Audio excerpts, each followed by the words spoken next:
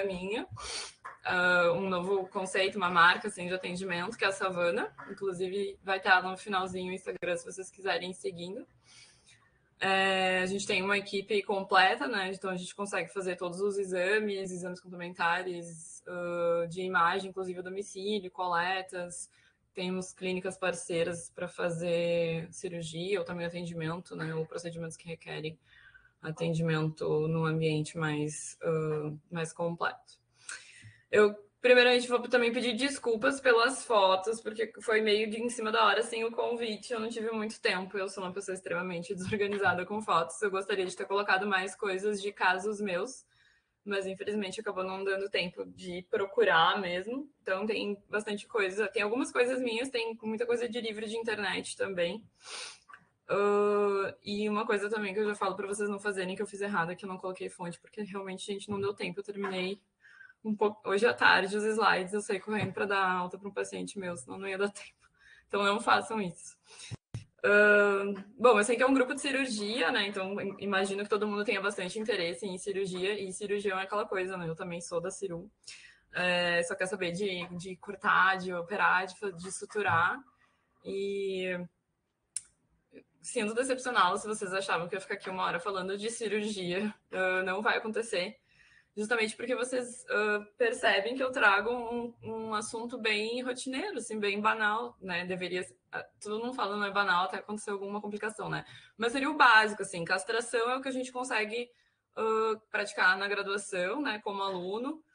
E que a maioria das pessoas acaba saindo da graduação aptas, né? A fazerem esse tipo de cirurgia. Então, por que eu estou trazendo um assunto tão simples, né? Digamos assim.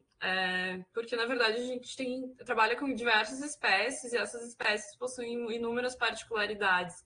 E justamente por a gente estar falando de castração, que teoricamente seria o básico da cirurgia, ainda mais falando muito de castração eletiva, ou seja, animais jovens, animais saudáveis, é aí mesmo que a gente não pode correr o risco de pecar por detalhes, por não conhecimento da anatomia, da fisiologia, dos hábitos desses pacientes, né? Que são espécies que realmente possuem particularidades que pode dar tudo certo na cirurgia e aí o pós é que complica, né? Se a gente acaba pecando por alguma coisa que não tem conhecimento, tá? Eu sei porque eu já peguei vários casos de animais que acabaram chegando pra gente depois, que foram operados, castrados, né? Castrações eletivas, inclusive de macho, e que resultou num quadro muito grave depois, né? Gastrointestinal, porque fez antibiótico que não podia, ou porque não prestou atenção à dor do paciente, a gente teve problema de motilidade, então a gente vai abordar bastante isso durante a palestra.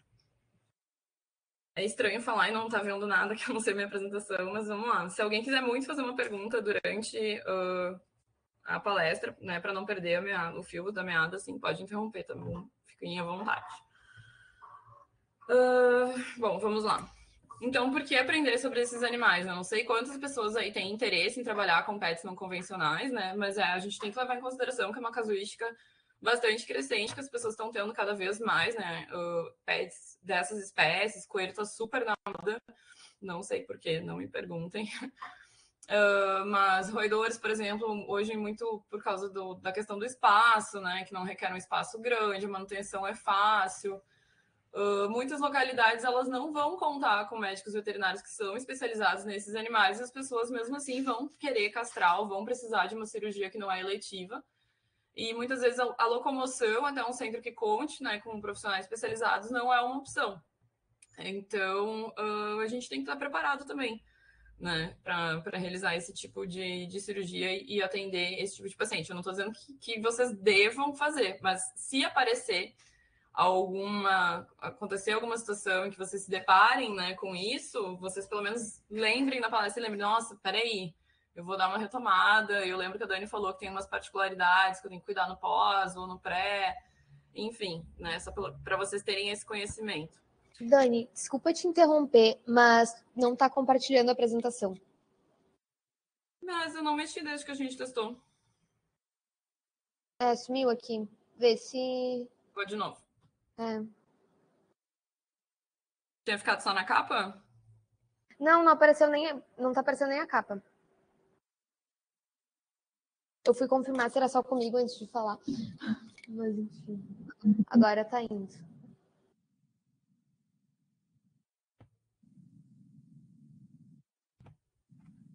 Passou? Ainda não. Agora foi. Foi? Tá, Certinho. deixa eu falar Agora deu. Então agora tem um PDI skinny aí. Tá aparecendo? Por que castrar esses animais? Sim, isso aí. Beleza, então qualquer coisa me avisa de novo. Então, os motivos, né, são bem semelhantes também aos que a gente encontra para cães e gatos, né? Então, controle reprodutivo, modulação do comportamento, prevenção de doenças do trato reprodutivo, prevenção de alterações mamárias, que a gente vai ver que em algumas espécies é muito comum, né? Acaba sendo o maior problema, e também em casos de cirurgias terapêuticas, né? Então, primeiramente, para trabalhar, né, pensando em castração, a gente precisa saber identificar o sexo desse animal. A Kátia, que me acompanhou nas consultas, sabe que quantas vezes a gente já foi fazer a avaliação do animal para castração e falavam que era fêmea, a gente chega lá e troca de sexo, é macho ou vice-versa, né? Então, a gente tem que conhecer a anatomia externa e interna também, né? E saber o que é normal, né? Então, por exemplo, ali a gente tem uma foto da esquerda, o Buck é o macho, né? A gente não pode depender, por exemplo, da visualização dos testículos, né? Porque muitas vezes esses testículos ainda não desceram, ou porque, como a gente vai ver aqui em todas as espécies, a gente tem a questão do canal inguinal aberto, então tem essa mobilidade dos testículos, né? Livremente entre o saco escrotal ou pseudoescroto e a cavidade abdominal. Então, muitas vezes o animal está ali tenso, né? Ele acaba guardando os testículos dentro da cavidade abdominal e a gente não enxerga. Daí vai dizer, não tem testículo, é fêmea. Não, então a gente tem que saber identificar direitinho. Então, ali no. Vocês enxergam a setinha do cursor? Sim, dá Sim? pra ver. Tá, obrigada. Então a gente vê aqui o que? Na estrutura do macho, que é uma estrutura mais cilíndrica, né? Que é o pênis. Essas duas fendinhas aqui não tem nada a ver com o testículo, o saco escrotal. Na verdade, tem uma glândula de cheiro aqui, né? É uma fenda, a gente pode ter uma secreção, às vezes meio amarronzado, um cheiro meio forte. E aqui o ânus. Já a fêmea, a gente vê esse formato bem de vulva mesmo, característico, né? Parece uma folhinha e a fendinha ao meio. Tá? E aí a gente vê também as aberturas aqui das glândulas de cheiro normal, igual no macho e o ânus. Então, não tô vendo nada de testículo aqui, nada tão fácil assim para eu conseguir diferenciar macho de fêmea. Né? Esses erros de identificação de sexo muitas vezes se dão por essa falta, né, de conhecimento, dessa questão desse trânsito livre dos testículos entre o saco escrotal e a cavidade abdominal, ou também porque nas lojas, né, os criadores querem fazer identificação quando o animal é muito jovem. Hoje em dia, a maioria dos coelhos que a gente atende, né, que as pessoas estão adquirindo, são de raças anãs, né, raças que são muito pequenas, então realmente, quando o animal é muito jovem, fica dúbio, assim, fica difícil. Não tem problema nenhum e a gente diz, olha, tá muito novo, não tenho certeza, vamos deixar mais para frente, deixar crescer um pouquinho para a gente reavaliar e aí ter certeza do sexo. É melhor dizer que não tem certeza do que dizer errado, né? Dizer que é fêmea e depois virar macho fica muito chato para a gente. Na foto de baixo, a gente vê um exemplo daí sim, né? Dos testículos. Tem uma assimetria aparente ali na foto, mas isso pode ser porque um testículo não está bem para dentro do saco escrotal, está ali no meio do caminho entre a cavidade abdominal, passando o canal inguinal, né? Então, quando a gente vai avaliar a testícula, é sempre importante fazer essa massagem ali na região abdominal, exteriorizar, né? Fazer esses testículos migrarem para o saco escrotal, para daí sim a gente poder avaliar a simetria, né? Se tem alguma alteração de consistência, enfim. A gente vai ver as alterações mais para frente. Tá? Então, os machos ali, como eu falei, o pênis, ele vai ser caudal, cilíndrico e caudal aos testículos, né? A gente tem o pênis saindo mais ou menos aqui, assim, não tá dando para ver por causa do pelo. Os sacos escrotais a gente diz sem pelo, mas eles estão uns pelinhos perdidos assim por cima. Os testículos em coelhos, eles devem descender com 10 a 12 semanas. A gente tem um limite aí de 16 semanas de vida, né? Para começar a pensar num animal verdadeiramente criptorquida. E aqui no canal inguinal aberto, que a gente vai ver em todas as espécies que a gente vai tratar hoje. Vendo um pouquinho da anatomia, então, da fêmea, que eu acho que a gente vai abordar muito mais coelho nessa apresentação, porque é realmente o que traz maiores diferenças e acaba sendo a maior casuística também, principalmente porque é a espécie que a gente mais faz castração eletiva, né, até por causa da importância em termos de prevenção de doenças do trato reprodutivo, principalmente em fêmeas. Então, coloquei um desenho esquemático e uma fotinho também, para vocês entenderem melhor que esse desenho esquemático está meio exagerado. Essa foto é, inclusive, do útero da coelha da Kátia, da Cerola. Agradeço aí por ter disponibilizado a foto. Então, o que a gente vai ter? A gente tem aqui essa estrutura que é uma vagina bem longa e bem flácida, né? O útero delas não tem corpo uterino, né? São 2 cornos. E cada corno uterino vai ter uma cérvix. Então, são 2 cérvices separadas, tá? Aqui, no caso da acerola, não tem quase nada de gordura, que até foi uma surpresa. Mas as fêmeas, principalmente a partir de 1 ano de idade, elas começam a depositar muita gordura aqui no ligamento largo e também ao redor dos ovários. Então, cada vez mais dificultando na identificação dos vasos e complicando um pouco mais a cirurgia. Elas apresentam de 8 a 10 mamilos e a ovulação delas é induzida, elas não têm um ciclo estral definido, né? Então a gente não espera sangramento, esse tipo de coisa. Então você começa, tá sangrando, alguma coisa errada a gente tem. Passando para as chinchilas, então, aqui no caso eu não fiz comparação dos sexos, eu coloquei 2 fotos de genital externo de fêmea para mostrar uma diferença para vocês. A foto eu não consegui, sinceramente, assim, eu nunca castrei uma chinchila. As pessoas aqui no sul, eu não atendo chinchila, é muito difícil. Só em São Paulo que eu tive paciente chinchila. Eu não sei se... Eu acho que o pessoal não tá mais tendo muito e também acaba não vindo para mim. Chinchila também é um animal muito sensível. Eu acho que as pessoas têm muito receio, muito medo e os problemas reprodutivos não se igualam, assim, a casuística a incidência que a gente tem em coelhas fêmeas, né? Então é mais difícil da gente ver alguém, por exemplo, querendo castrar uma chinchila de maneira letiva. Tá? Então a gente vai ter 2 cérvices também, mas macroscopicamente a gente não enxerga essa divisão até um certo tempo atrás, acreditava-se que era uma cérvix única. Elas têm 3 pares de glândulas mamárias. E aí, mostrando a anatomia ali para vocês nas fotos, o A é a papila uretral. Então, a gente tem a saída da uretra ali, a abertura da uretra, ela é externa à abertura vaginal, que é o B. Na primeira foto, a gente vê uma membraninha cobrindo, que é quando ela não está receptiva, né? Não está em estro e também não está próxima a parto, né? Que são os 2 momentos em que essa membrana, assim, ela se desprende e abre. A gente consegue ver aqui no D a abertura da vagina, a entrada vaginal realmente aberta, né? E o C, o ânus, tá? Então, olhando assim por cima, pode parecer que é um micropênis, mas na verdade é a papila uretral da fêmea.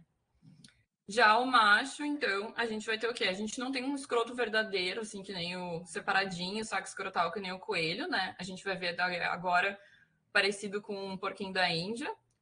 A gente então tem aqui os testículos estão aqui dentro, né? Mas a gente não consegue realmente individualizá-los muito bem.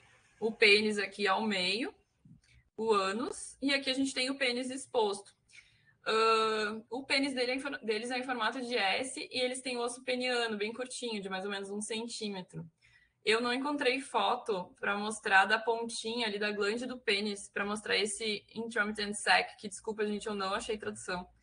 E eu não lembro de ter visto isso aqui em português. Mas eu vou mostrar para vocês na foto do porquinho da Índia macho, tá? Que é a mesma coisa. Chegando aqui no porquinho da Índia, então, ele também não tem um escroto bem desenvolvido, né? Os testículos aqui, se a gente apertar, a gente visualiza eles fazendo esse aumento de volume aqui lateral ao pênis, né? Na foto anterior vocês podem ver que não tá tão evidente assim. Também tem o canal inguinal aberto, né? Também possui um osso peniano, báculo, e esse intromittent sac aqui, ó, na foto do porquinho da Índia dá para ver. Então, na ponta do pênis, na verdade, o pênis do porquinho da Índia é uma coisa bem feia. Inclusive, às vezes os tutores não têm noção do que é normal. Isso é importante a gente saber, conhecer a anatomia para dizer, não, isso aí é normal. Inclusive, semana passada, uma tutora que é veterinária me mandou falando assim, meu Deus, o que é isso daqui? E eu falei, não, é normal, é da anatomia deles. Então, a gente tem aqui na foto a letra A, esse orifício de cima é onde a gente vai ter realmente a uretra. Então, por exemplo, aqui está tendo um exemplo. Para sondar o animal, a gente tem que entrar nesse orifício aqui de cima. E o B é esse intromittent sac, ele possui essas estruturas que elas elas se pronunciam, digamos assim, quando o pênis fica ereto. A função é para tipo, alongar o pênis na hora da cópula. E também tem o saco perineal, que é aqui, na verdade, essa abertura não é o ânus. A gente tem uma câmara maior aqui dentro, né, que acumula bastante uma secreção esbranquiçada de um cheiro bastante desagradável, talvez o pior cheiro que eu já tenha sentido na minha vida. A gente tem que limpar esse saco perineal com uma certa frequência.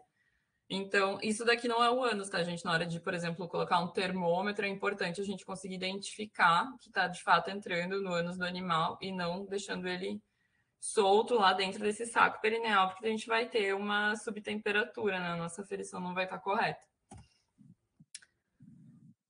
Aqui a fêmea, então, do porquinho da Índia. A gente tem uma anatomia semelhante também à da chinchila, né? Externamente. Aqui no A a gente tem a papila uretral. O B é o orifício vaginal. Ela não tem aquela membrana como a chinchila. Então, se a gente dá uma puxadinha assim, aqui no abdômen, dá uma espichadinha, sempre vai ter essa abertura. E aí a gente sempre fala que a genitália externa da porquinha, ela tem um formato de Y, não sei se vocês conseguem visualizar aqui. E o seu ânus, tá? Eles têm o útero bicórnio, tem 2 cornos uterinos, né? Tem um corpo, mas é um corpo bem curtinho. A cervix é única. E a sínfise púbica tem uma particularidade que a gente vai ver mais para frente na palestra. Chegando nos ratinhos, as fêmeas, então, têm uma vagina curta, né, bem diferente do que a gente vê na coelha. Não tem corpo, também tem 2 cornos, mas é uma cervix única. Né? A gente só vai ter os mamilos visíveis nas fêmeas, apesar de que os machos também podem desenvolver tumores mamários, como a gente vai ver. E o tecido mamário é muito extenso em ratos, é uma coisa muito absurda. Então, a gente tem um tecido que se estende lá da região inguinal, bem caudal, até se entremeando na musculatura do pescoço. Já tirei tumor mamário de cima da escápula, tipo, 90% do rato é tecido mamário, praticamente. Tô brincando, é meio exagerado, mas realmente a gente tem um tecido mamário muito extenso. Então, como a gente tem uma casuística de tumores mamários muito grandes nesses animais, infelizmente a gente não consegue pensar numa cirurgia em que a gente vai retirar a cadeia inteira, né? A gente nunca vai conseguir retirar a cadeia inteira, então a gente faz o que é uma nodulectomia, tentando tirar alguma margem para evitar recidivas, né? Mas a cadeia inteira a gente não consegue remover. Quando eles são bem novinhos, é um pouco mais difícil de fazer a identificação do sexo. Tem uma foto ali, até uma foto de laboratório, por isso que estão segurando daquele jeito ali, com luva e tudo mais. Então, o que a gente leva em consideração mais é a distância entre a genitália e o ânus, que na fêmea é bem curtinha e no macho é mais extensa. Essa foto ali até tá fácil, assim, mas às vezes nem tudo é tão fácil assim. Então, se você tem uma ninhada, por exemplo, é mais fácil ir comparando um indivíduo com o outro, né? E levando em consideração essa distância entre a genitália e o ânus para conseguir fazer a sexagem. Pouco tempo depois, quando eles começam a crescer, começa a ficar impossível de errar, porque os ratos têm testículos, os machos têm testículos gigantescos. Vou colocar essa foto ali para vocês verem, caso vocês não tenham tido contato com o ratinho. Inclusive, aquela coisa que o rato vai caminhando e ele arrasta os testículos assim para trás. E quanto mais dominante dentro da colônia esse macho for, maior, né, mais vai se desenvolver esse par de testículos. Os hamsters, coloquei como exemplo do hamster na foto do hamster anão russo, né? Então, a gente vai levar bastante em consideração também isso nos adultos mesmo, né? A distância que a gente tem entre o ânus e a genitália. Então, aqui no macho é maior do que na fêmea. A fêmea aqui é tudo bem pertinho, a distância é bem curtinha. Outras coisas que ajudam na identificação, os mamilos vão ser aparentes somente nas fêmeas. E, às vezes, as pessoas confundem. Aqui tem uma glândula de cheiro que nos machos é bem... As fêmeas têm também, mas no macho é bem mais desenvolvida, bem mais aparente. Inclusive, é bem comum de ter problema, inflamação, até tumores aqui nessa glândula, uma coisa que a gente tem que avaliar. Tem gente que pensa que é o pênis. Então, se a falando um pouquinho mais desenvolvida, pode acabar se confundindo. Então, a gente vai considerar a distância entre a genitália e o ânus. A glândula, então, está aqui mais no abdômen para não se confundir. E os mamilos, que são aparentes somente nas fêmeas. Aí trouxe aqui não coloquei nas doenças, até porque não é uma doença, justamente ao contrário, né? Para vocês verem como é importante a gente saber das particularidades de cada espécie. Então, aqui dentro de roedores, eu estou falando de hamster. Dentro de hamster, eu estou falando de uma espécie em específico, que é o hamster sírio. Então, as fêmeas dos hamster sírios, elas apresentam um ciclo estral bem curto, de 4 dias, né? E ao final desse ciclo, as fêmeas apresentam uma descarga vaginal que pode ser até bem copiosa, assim, pode até assustar, né? O tutor, inclusive, também o veterinário desavisado.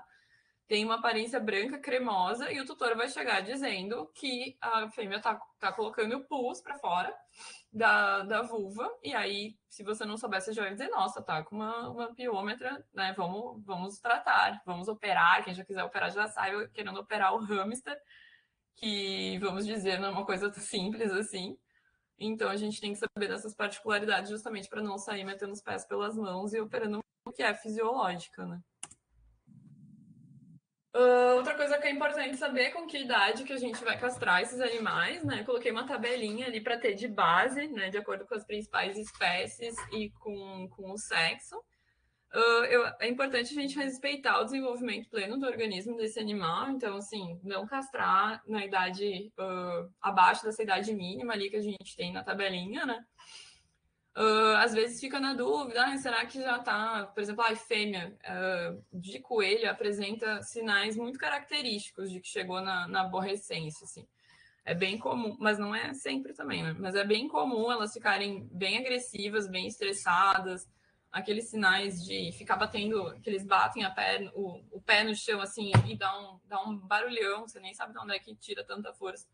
Começam a rosnar, começam a querer morder. Antes eram, nossa, ela ficava no colo, era super, né, gostava de carinho, era super querida, super calminha, e agora tá encapetada. Pode saber que são os hormônios que ela chegou na adolescência. Né? Mas tem animais que nunca vão demonstrar, que são, né, acaba passando mais desapercebido. Em coelho, eu coloquei ali um intervalo de tempo maior, porque coelho é o que a gente vai ter maior variabilidade em termos de raças e tamanhos, né? A gente tem desde os minizinhos lá, dos anões, dos Nederland, por exemplo, que vão estar adultos e não vão passar de 800 gramas, por exemplo. Né? E a gente tem até os coelhos gigantes aí, que infelizmente a gente nunca pega, mas tem uns coelhos grandões, assim, de 5, 6, 8 quilos, que hoje em dia, sinceramente, eu não vejo mais.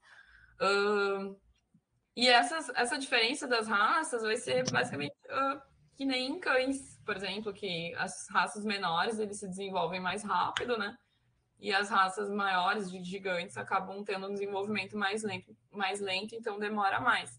Então, ali 4 meses, geralmente, é a idade mínima, o ideal para esses coelhos anões, e pensando em 8 meses para aqueles coelhos realmente bem grandes, né?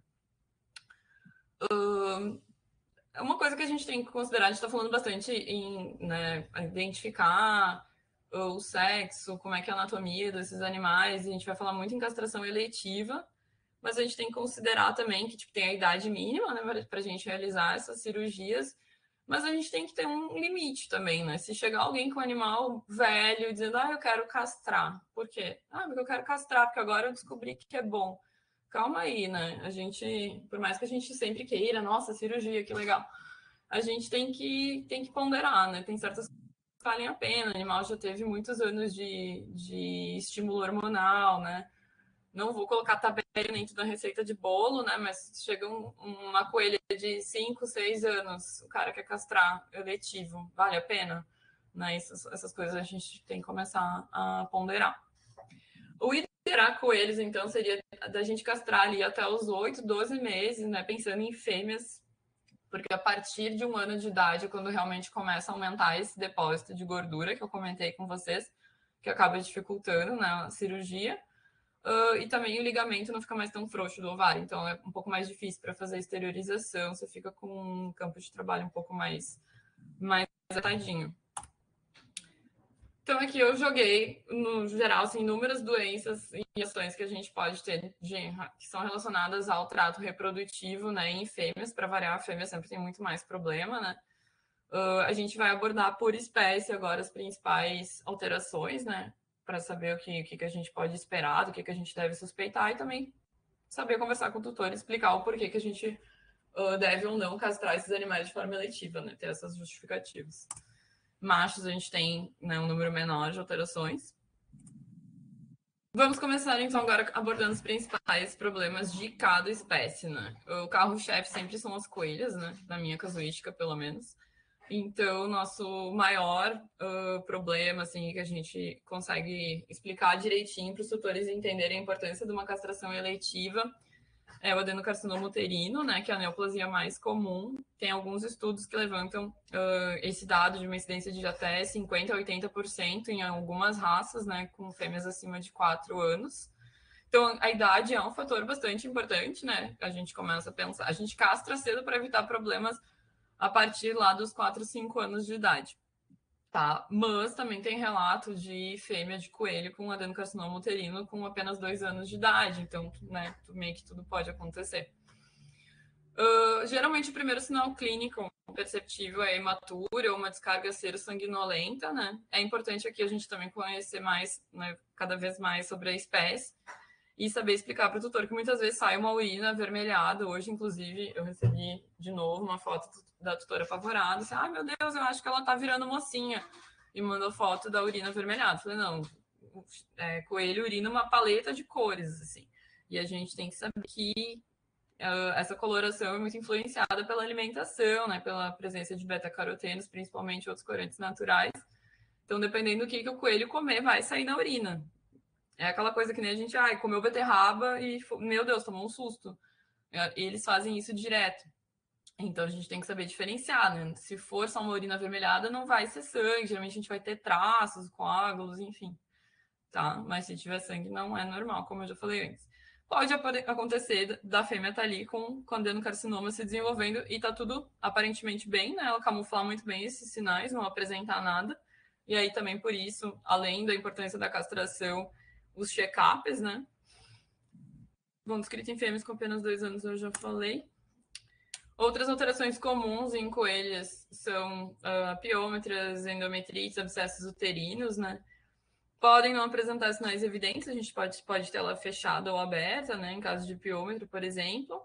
Geralmente, se você vai fazer um exame clínico, até o tutor vai sentir, pode estar com o abdômen estendido, pode sentir, em caso de abscesso, alguma região que está com uma massa mais rígida, um aumento de volume, né? Muitas vezes a gente vai coletar sangue desses animais e pode estar normal, a gente não vai ter quase nada de alteração, pode ter uma discreta leucocitose, uma heterofilia. O diagnóstico mesmo é por ultrassom, né? E o tratamento é a cirurgia. Aqui é um caso que eu acompanhei na residência. A paciente nem era minha, na verdade, foi da minha R2. Até agradeço a Lívia por ter mandado as fotos, porque essa é uma pessoa organizada. Eu pedi imediatamente, ela tinha as fotos, já sabia onde é que estava.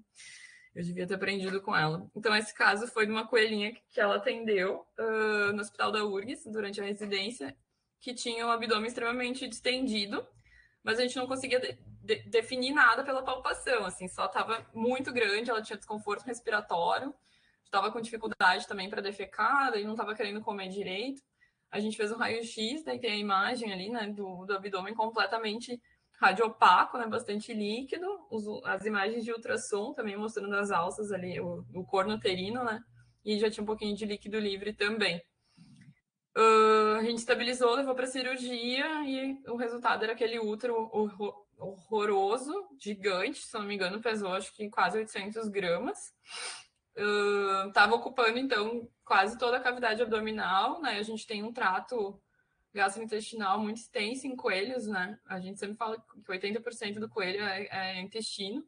Tem um seco também, que é uma câmara fermentadora super importante. Então, imagina esse útero com esse volume todo, ocupando tanto espaço e comprimindo todas essas estruturas que são tão delicadas, né?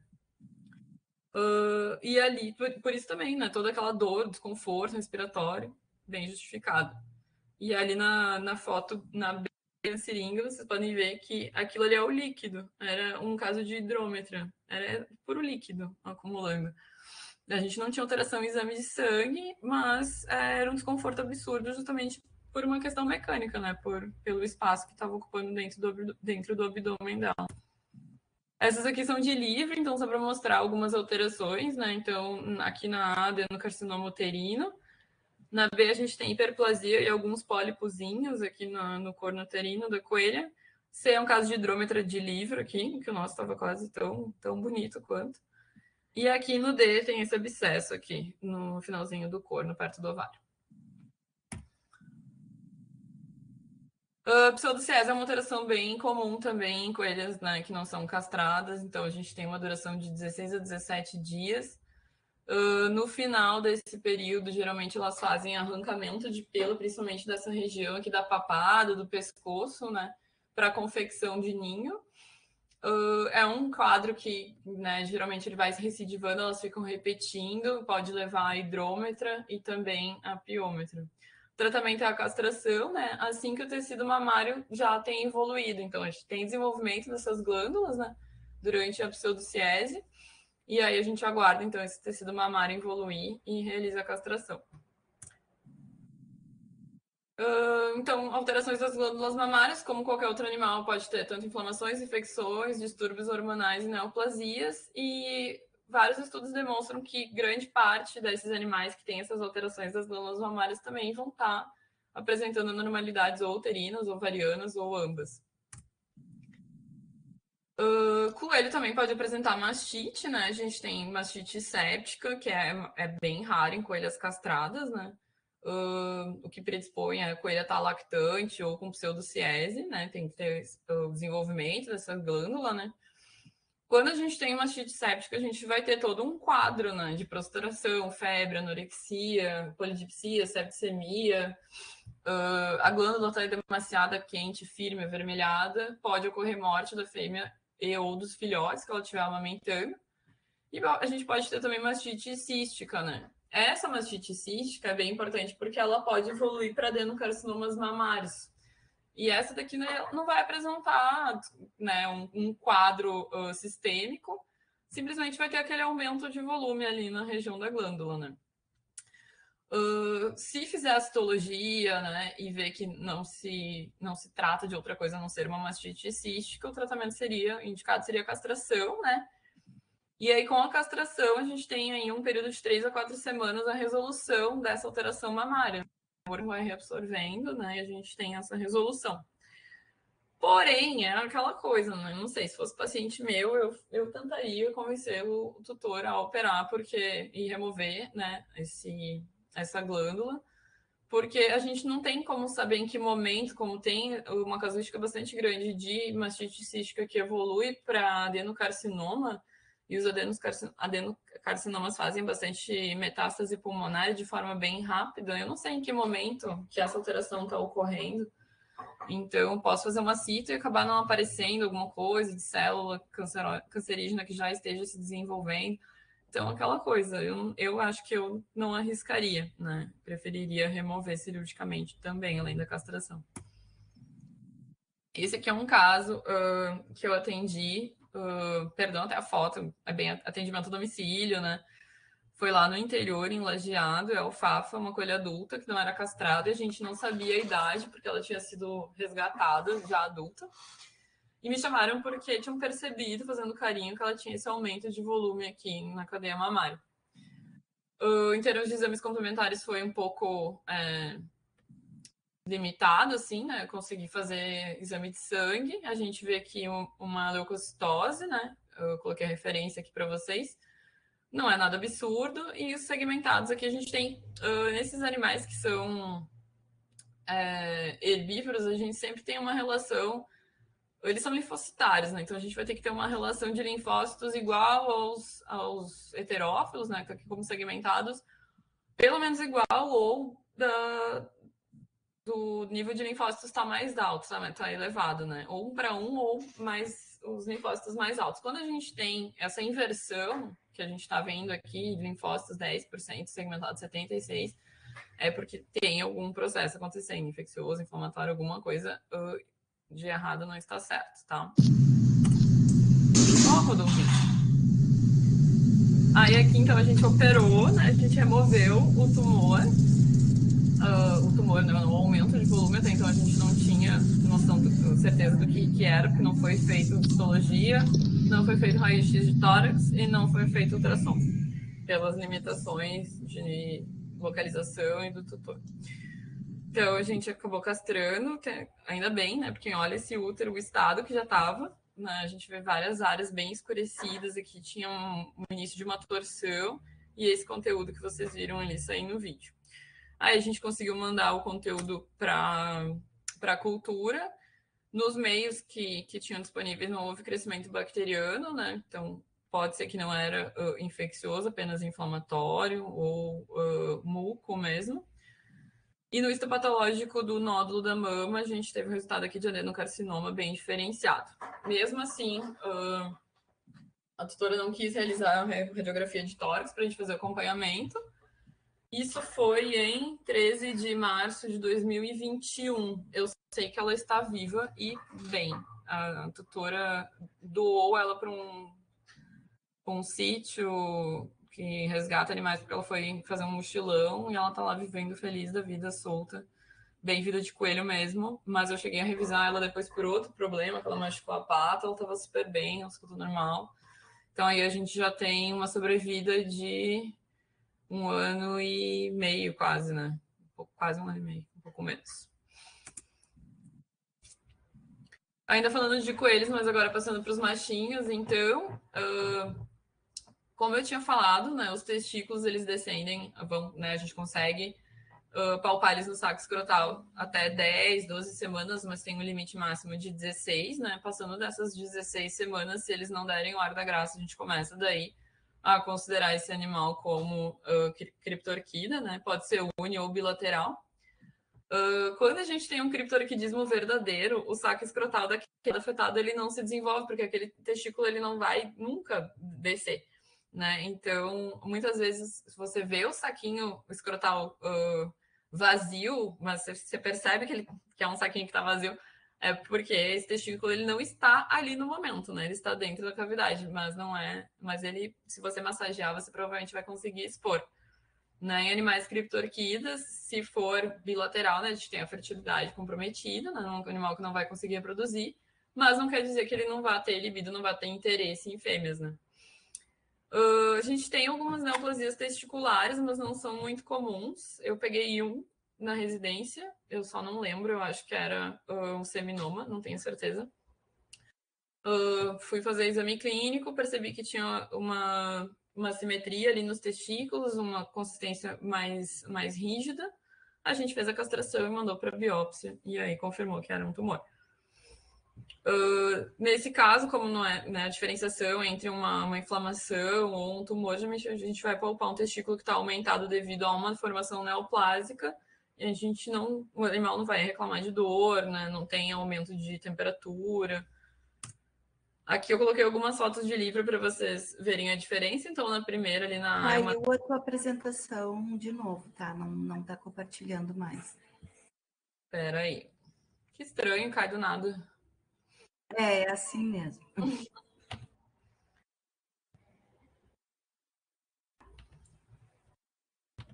Eu esqueci de te falar, a gente grava a apresentação, depois a Lore vai passar um documento para a Kátia e ela vai te enviar para te assinar a autorização.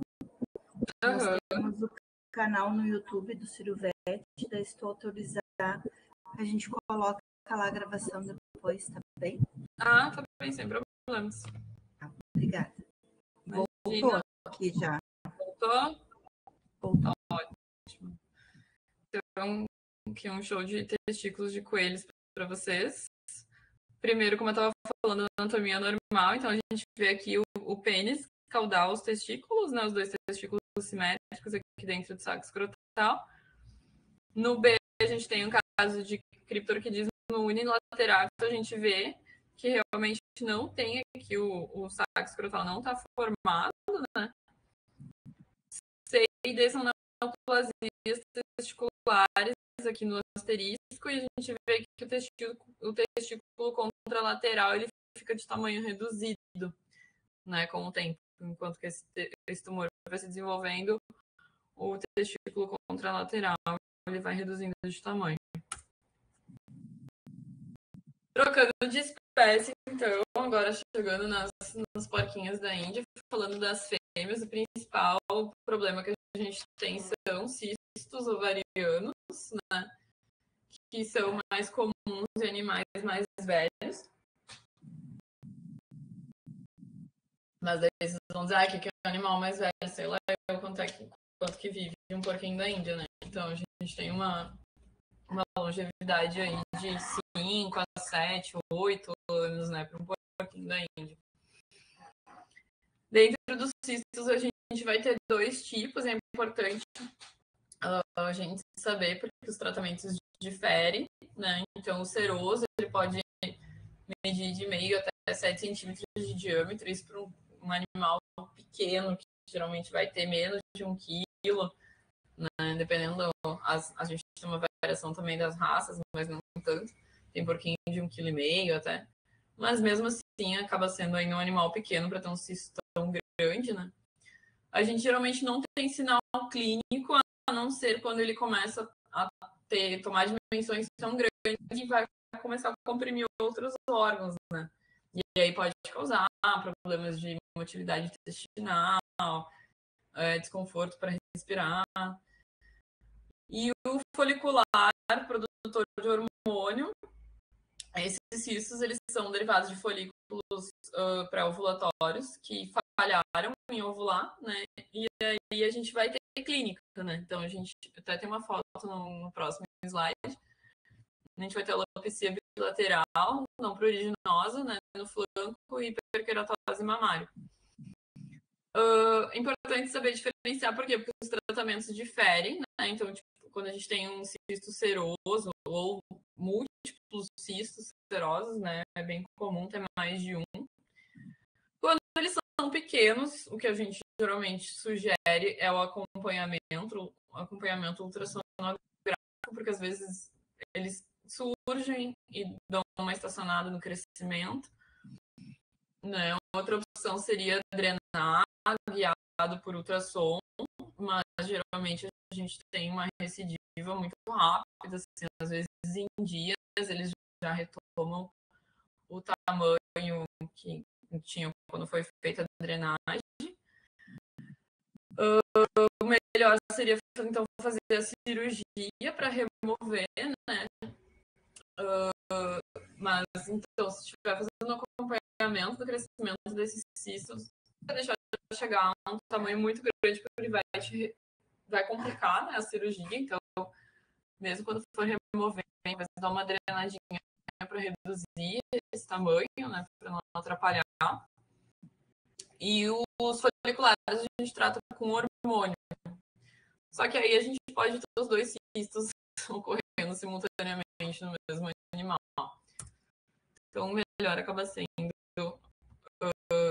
remover cirurgicamente, a não ser quando você vê que tem toda uma clínica, né? Por exemplo, que eu comentei ali da alopecia bilateral, não pruriginosa, que a gente vê nessa porquinha aqui.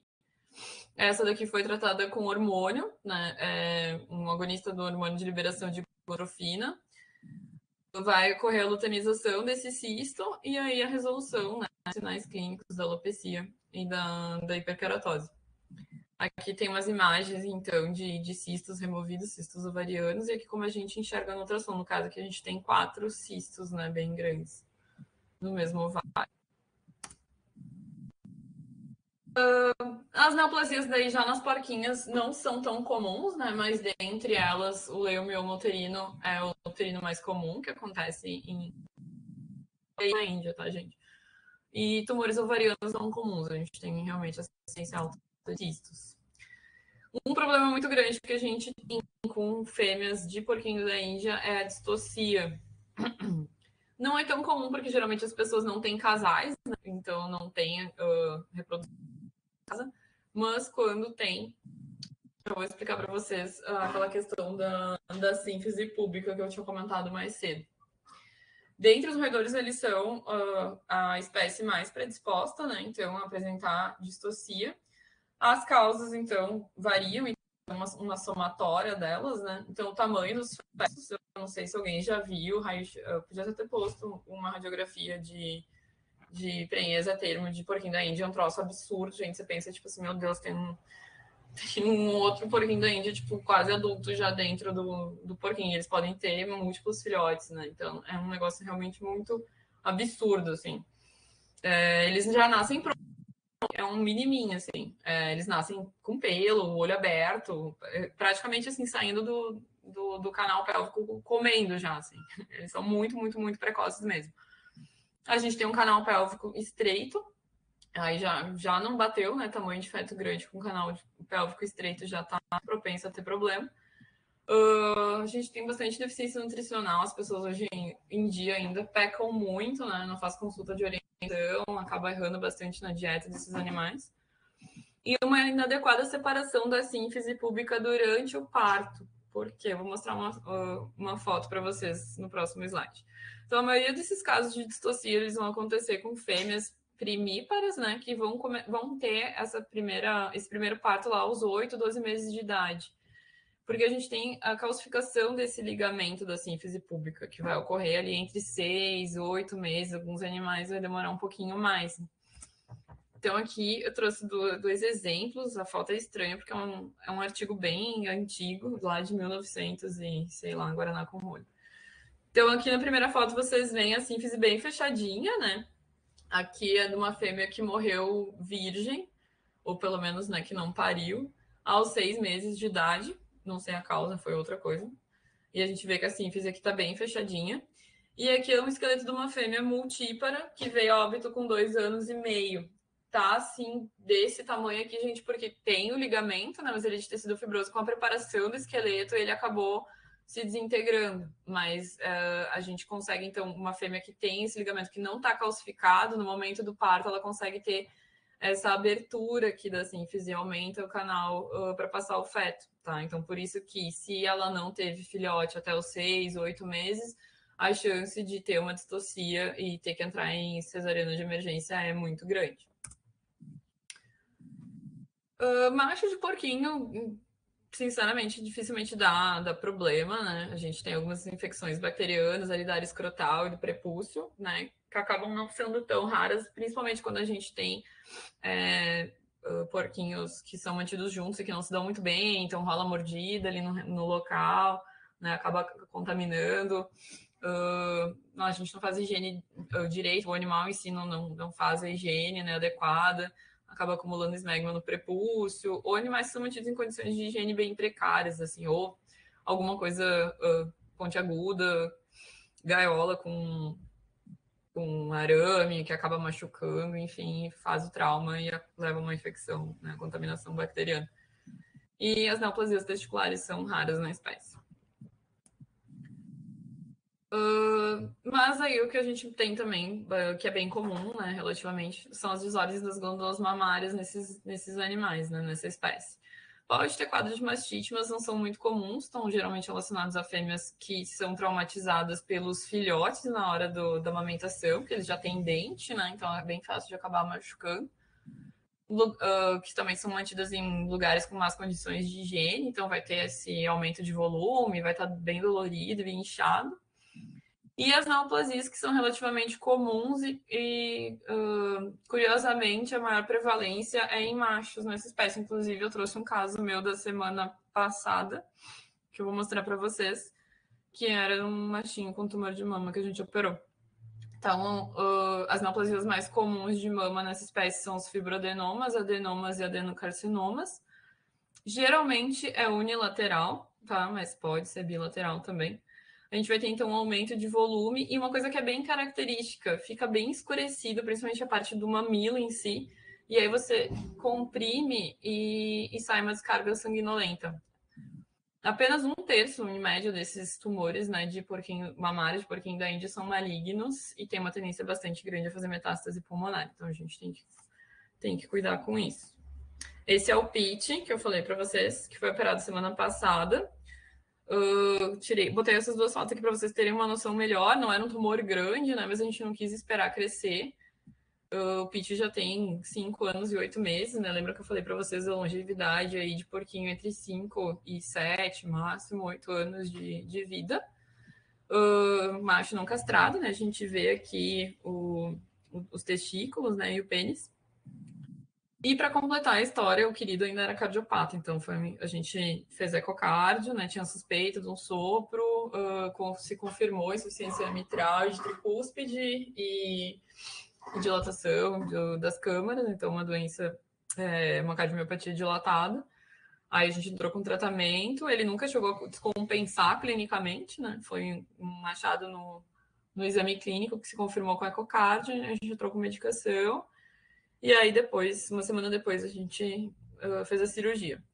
Inclusive, minutos antes de eu começar a palestra, para vocês verem que mesmo sabendo de todas as particularidades dos animais e respeitando isso e tratando, o Pete ficou mais de uma semana me dando dor de cabeça, porque ele simplesmente, ele saiu da anestesia, não estava nem acordado direito, ele começou a comer. E depois ele decidiu que ele não queria comer mais.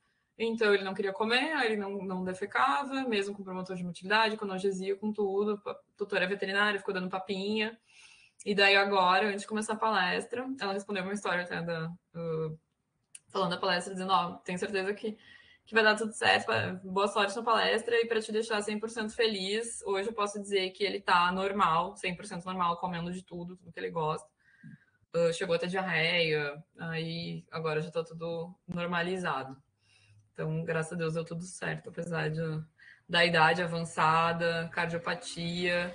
Então, mas também para mostrar para vocês, uma coisa que eu vou tocar de novo lá na frente no assunto é que idade não é limitante, né, para anestesia. Hoje em dia, infelizmente, ainda eu pego muitos casos de tumores super avançados, principalmente em rato, que meses antes já passou por outro veterinário e aí o veterinário falou, ai, não, mas ela é muito velha, não dá para anestesiar porque ela vai morrer.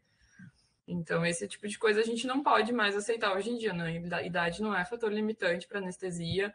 Alterações, por exemplo, cardiopatias não são, né, limitantes, desde que o animal esteja medicado, esteja compensado e que a gente tenha um anestesista competente com experiência na espécie e que seja da nossa confiança. Passando agora para as chinchilas. Chinchila que nem eu falei para vocês, é um animal extremamente sensível. Então é aquela coisa, tem muitos casos de reabsorção fetal, mumificação, retenção, aborto. É bem comum em chinchila. E essa morte fetal ocorre por diversas causas, né? Podendo ser infecciosas ou não. Então, qualquer coisa de estresse para uma chinchila que está prenhe pode levar à morte fetal. Né? Sei lá, trocou a dieta, trocou alguma coisa do ambiente, transporte, batata, elas são muito estressadas e muito sensíveis. Neoplasias uterinas não é uma coisa muito prevalente, né? Mas tem relatos cada vez mais crescentes de leumiomas, fibromas e hemangiomas. Endometrites e piômetros são mais comuns em fêmeas utilizadas como matrizes, né? Que vão ter várias prenhez, várias crias, né? E distocia geralmente ocorre quando a gente tem apenas um feto muito grande ou vários, mas com apresentação errada, inércia uterina. E aí a gente vê, né, gente, cesárea de emergência, assim, de distocia, tem estudo que mostrou um índice de sobrevivência de apenas 67%, né?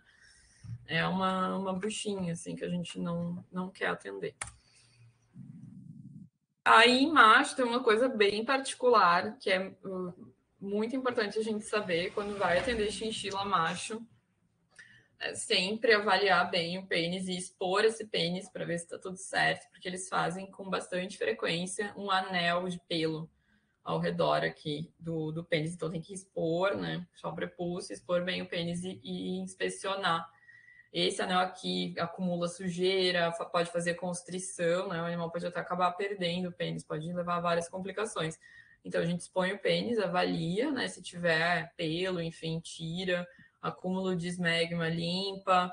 Aqui é um caso de parafimose secundária, infecção por Pasteurella. Agora me deu um branco, gente, meu Deus. já tô cansada.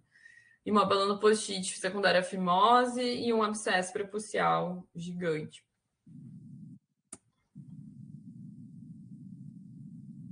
Agora, chegando nas ratinhas, então, rato nasceu para ter filho, né? Impressionante, é tudo muito rápido, daí já pariu, já tá tendo filho de novo e acontece muito rápido. Então, não tem problema com parto, é muito difícil, né? Às vezes pode acontecer de ter prolapso vaginal, uterino.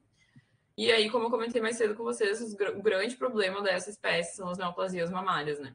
A grande maioria são de fibroadenomas, então são tumores benignos, mas o problema é que esses tumores, eles crescem muito, tomam dimensões absurdas, vocês já devem ter visto umas aberrações assim na internet, e também crescem de forma muito rápida, então o rato que chega com o tumor, eu sempre falo brincando, tipo, o tutor chega e fala, nossa, mas semana passada tava só uma bolinha e agora tá desse tamanho. Eu falo assim, eu só acredito porque é rato, porque quando é cachorro, né, que chega, o tutor fala, apareceu semana passada, a gente já fica assim, tipo, não sei. Então, eles crescem muito, o problema é que vai acabar pegando muito suplemento sanguíneo desse animal, né, tornando a cirurgia muito mais complicada. Então, aqui, mais uma vez, eu levanto a questão da idade, né, que não é restritivo para anestesia ou para cirurgia, a gente tem que avaliar o animal.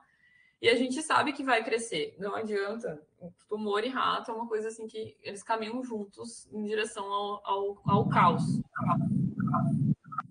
Deu um eco no meu áudio, tá tudo certo? Tá tudo certo. Tá. Tudo bem. Então, é muito melhor a gente operar, retirar esse nódulo enquanto que ele não tá gigante, que acaba sendo uma cirurgia muito mais rápida e com menor risco, né, para o animal. E vai chegar um ponto em que, se a gente não castrar esse nódulo, ele simplesmente vai inviabilizar o bem-estar, né, a locomoção, o animal não vai conseguir se alimentar.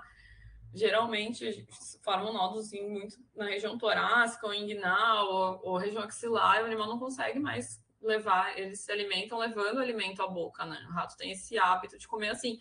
Então o animal simplesmente não alcança, mas isso é um absurdo chegar, né, a esse ponto. Não porque o tutor deixou e não quer operar, mas porque o veterinário chegou e olhou para ai, não, tem 2 anos, não, é muito velho, não dá para operar, vai morrer. Tá? E também eles podem apresentar alterações reprodutivas concomitantemente às neoplasias, né? Então tem relatos de pólipos endometriais, hiperplasia, cistos parovarianos, metrite. Aqui eu trouxe uma curiosidade, assim, a gente vai falar de ovariectomia mais pra frente, né? Pra mostrar um pouquinho da técnica, como é que a gente pode realizar em ratinhas. Então, para prevenção das neoplasias mamárias, né, o indicado é a ovariectomia, né, de preferência com elas bem jovens, né, então tem uma incidência, a incidência ela reduz significativamente em ratas que passam pelo procedimento antes dos 3 meses de idade, né, e daí estudos mostram que se esse procedimento for realizado entre 4 e 7 meses ainda tem uma redução, né, e acima de 7 meses a gente já não tem estudos, já não tem dados para dizer até que ponto ainda vale a pena fazer o procedimento. Então, mais uma vez, aqui a questão da idade, né, que a gente tem que levar em consideração. Tem a questão, mas daí tem o tumor mamário já, então vamos aproveitar e vamos castrar quando remover esse tumor. Também a gente não tem dado, né, sobre isso, no momento que já começou, né, já tem tanto estímulo hormonal que a gente já tem informação do tumor mamário, até que ponto vale a pena a gente castrar, não dá mais para garantir que não vão se desenvolver outros tumores, né? E também a questão do risco dessas 2 cirurgias serem realizadas concomitantemente, tempo cirúrgico, dependendo ali, acabar espalhando célula neoplásica, assim, né, enfim. Tem também indicação de fazer a nodulectomia, e aí tentar um implante de hormônio, só que até a última vez que eu procurei, hoje eu tentei procurar rapidinho de novo para ver até se eu achava alguma coisa, eu acho que a gente não tem no Brasil. Semana passada até eu vi um veterinário,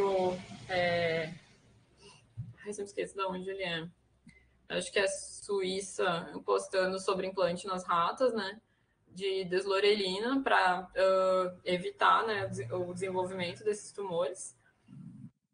Mas, na verdade, quando você já tem o nódulo também, os estudos mostram que não adianta mais muito colocar o implante, né? Deveria ter colocado o implante antes, na mesma idade em que se recomenda a ovariectomia. E também a gente pode ter tumores ovarianos que são causados por adenomas pituitários, né, secretores de prolactina, e esse nódulo em si é inoperável devido à localização, né? Então a gente faz tumores, não, desculpa, alterações mamárias, né? Que daí, na verdade, a gente faz tratamento com hormônio, com cabergolina, e a gente consegue daí reduzir o tamanho dessa mama, né? E não chegar ao ponto de prejudicar mecanicamente o animal. Então, aqui alguns exemplos. Essas duas primeiras fotos são da internet. A terceira é uma pacientinha minha, que eu operei faz tempo, acho que faz uns 2 anos. Então, geralmente é o quê? Você vai palpar um nódulo bem frouxo, né? Bem solto, assim, sem aderência no subcutâneo. Esses, assim, de região inguinal, geralmente são os mais chatos, que aí começa a ter aderência em musculatura. É uma região de cicatrização mais complicada, até porque também aqui é muito perto, né? Vai contaminar com urina, com fezes, então é bem chato. Rato geralmente não é o melhor paciente cirúrgico no pós-operatório, né? A gente tem que pensar que eles roem tudo, então a gente tem que cuidar muito com o tipo de sutura, fio que a gente vai utilizar, como que a gente vai fazer com que ele não tenha acesso ao sítio, né, a ferida cirúrgica até ter a cicatrização. É um animal que não pode estressar. Mais para frente a gente vai ver algumas complicações. Talvez eu já passei muito, já acabou meu tempo. Meu Deus, gente, tá muito pesado. Eu vou dar uma corridinha. Já agora que eu vi que já passou 1 hora. Para mim tá ótimo. Posso seguir então? Pode seguir, tranquilo. Pela primeira Por vez eu fui enquanto olhar o temos relógio. o pessoal tá aqui ainda firme e forte. Ninguém não começaram a debandar da sala. Por enquanto tá bom. Então, tá bom. É que a gente nem chegou na parte da cirurgia ainda, então o pessoal deve estar esperando. Hamster, então, a gente não tem muito relato, até porque é difícil o diagnóstico, são animais que vivem bem pouquinho, camuflam muito os sinais, né? Então, piômetro é bem raro, tumores mamários, a gente tem uma certa incidência de adenocarcinomas, mas eu, particularmente, nunca peguei nenhum problema reprodutivo em hamster.